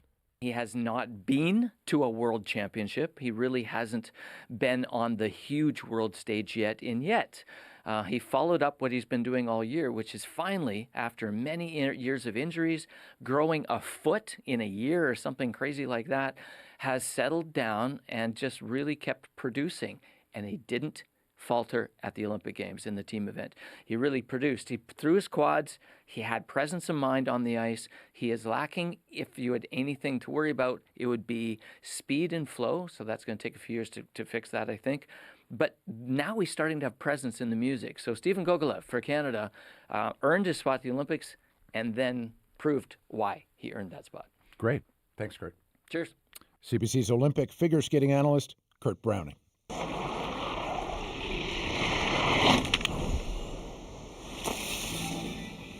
The sound of Calgary ski jumper Mackenzie Boyd Close landing during training. The sport is dealing with a controversy around suit measurements at the moment. Last month, German newspaper Bild reported that ski jumpers were injecting hyaluronic acid into their penises. The acid, which is not banned in the sport, can be used to increase penis circumference by up to 2 meters, or rather 2 centimeters. The idea being to create more surface area in the crotch to allow athletes to fly farther. An increase of as little as 2 centimeters can cause a jumper to fly more than 5.5 meters farther. That's about the length of a pickup truck. Olivier Nigli, Director General of the World Anti-Doping Agency, says while they aren't currently looking into the matter, they will be keeping an eye on the situation. I'm not aware of the details of ski jumping and how this can improve, but if anything was to come to the surface, we would look at anything if it is actually doping related. We don't do other means of enhancing performance, but I haven't heard about that until you mentioned it. The mixed team ski jumping competition gets underway this morning at 9 o'clock Pacific time. And that is your Olympic Winter Games update this hour. I'm Scott Regier.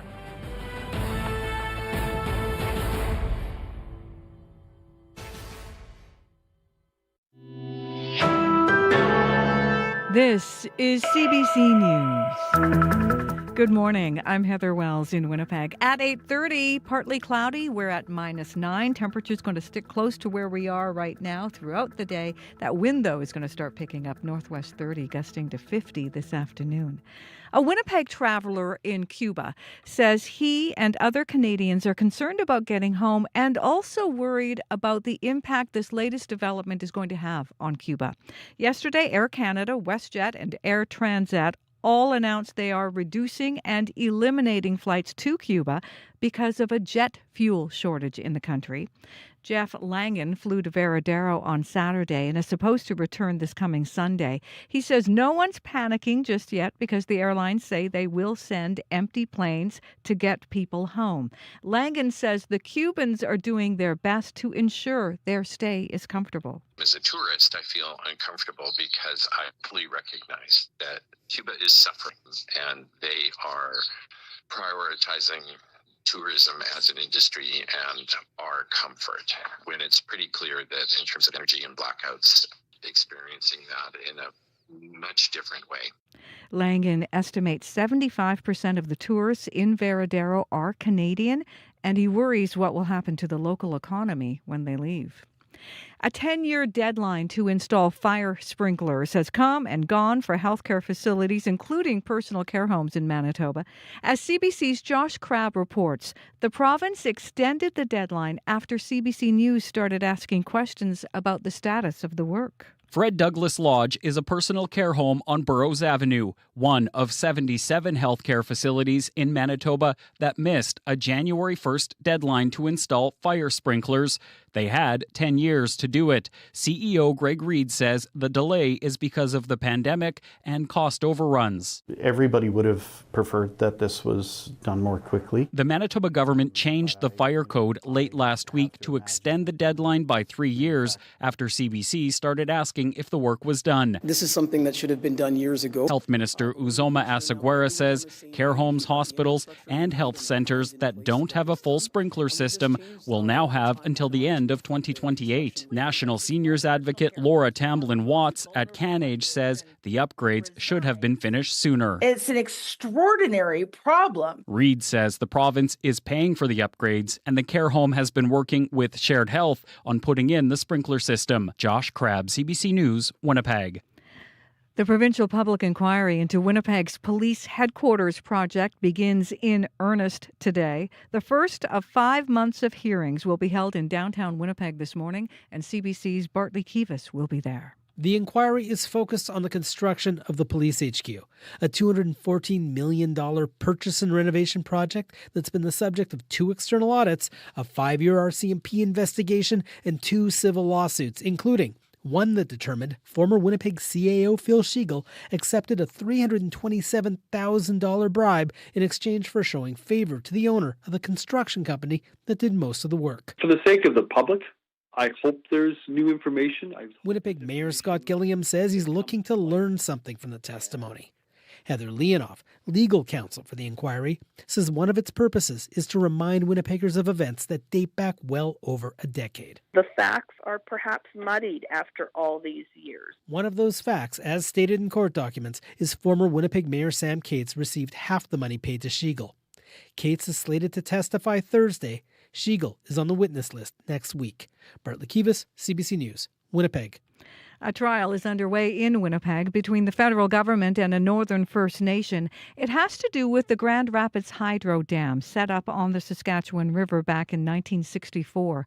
Opaskwayak Cree Nation argues that dam has harmed their traditional ways of life. Elder Edwin Jebb says flooding caused by the dam changed the landscape and his family's livelihood. There'd be less animals, there'd be less fish, so there's nobody commercial fishing anymore, and less trapping, and I haven't seen a muskrat, and I haven't trapped a muskrat in 20 years. I seen one muskrat 2 years ago, but those changes in the environment had an effect on us. The First Nation argues Canada breached its fiduciary duties and failed to accommodate the community's land use and treaty rights. This federal court trial is scheduled for 4 weeks. Dozens of people in Winnipeg made art yesterday to send south to Minneapolis. Local nonprofit Art City has invited people to create drawings, collages, paintings, and other artworks to express solidarity with people in Minneapolis who are facing an immigration crackdown by ICE agents. Eddie Ayub is Art City's artistic director. It's like a situation that you're disturbed by, but you don't have any control over it because it's another country, it's another city. And so we just thought, let's do what we do. We'll use art to build community.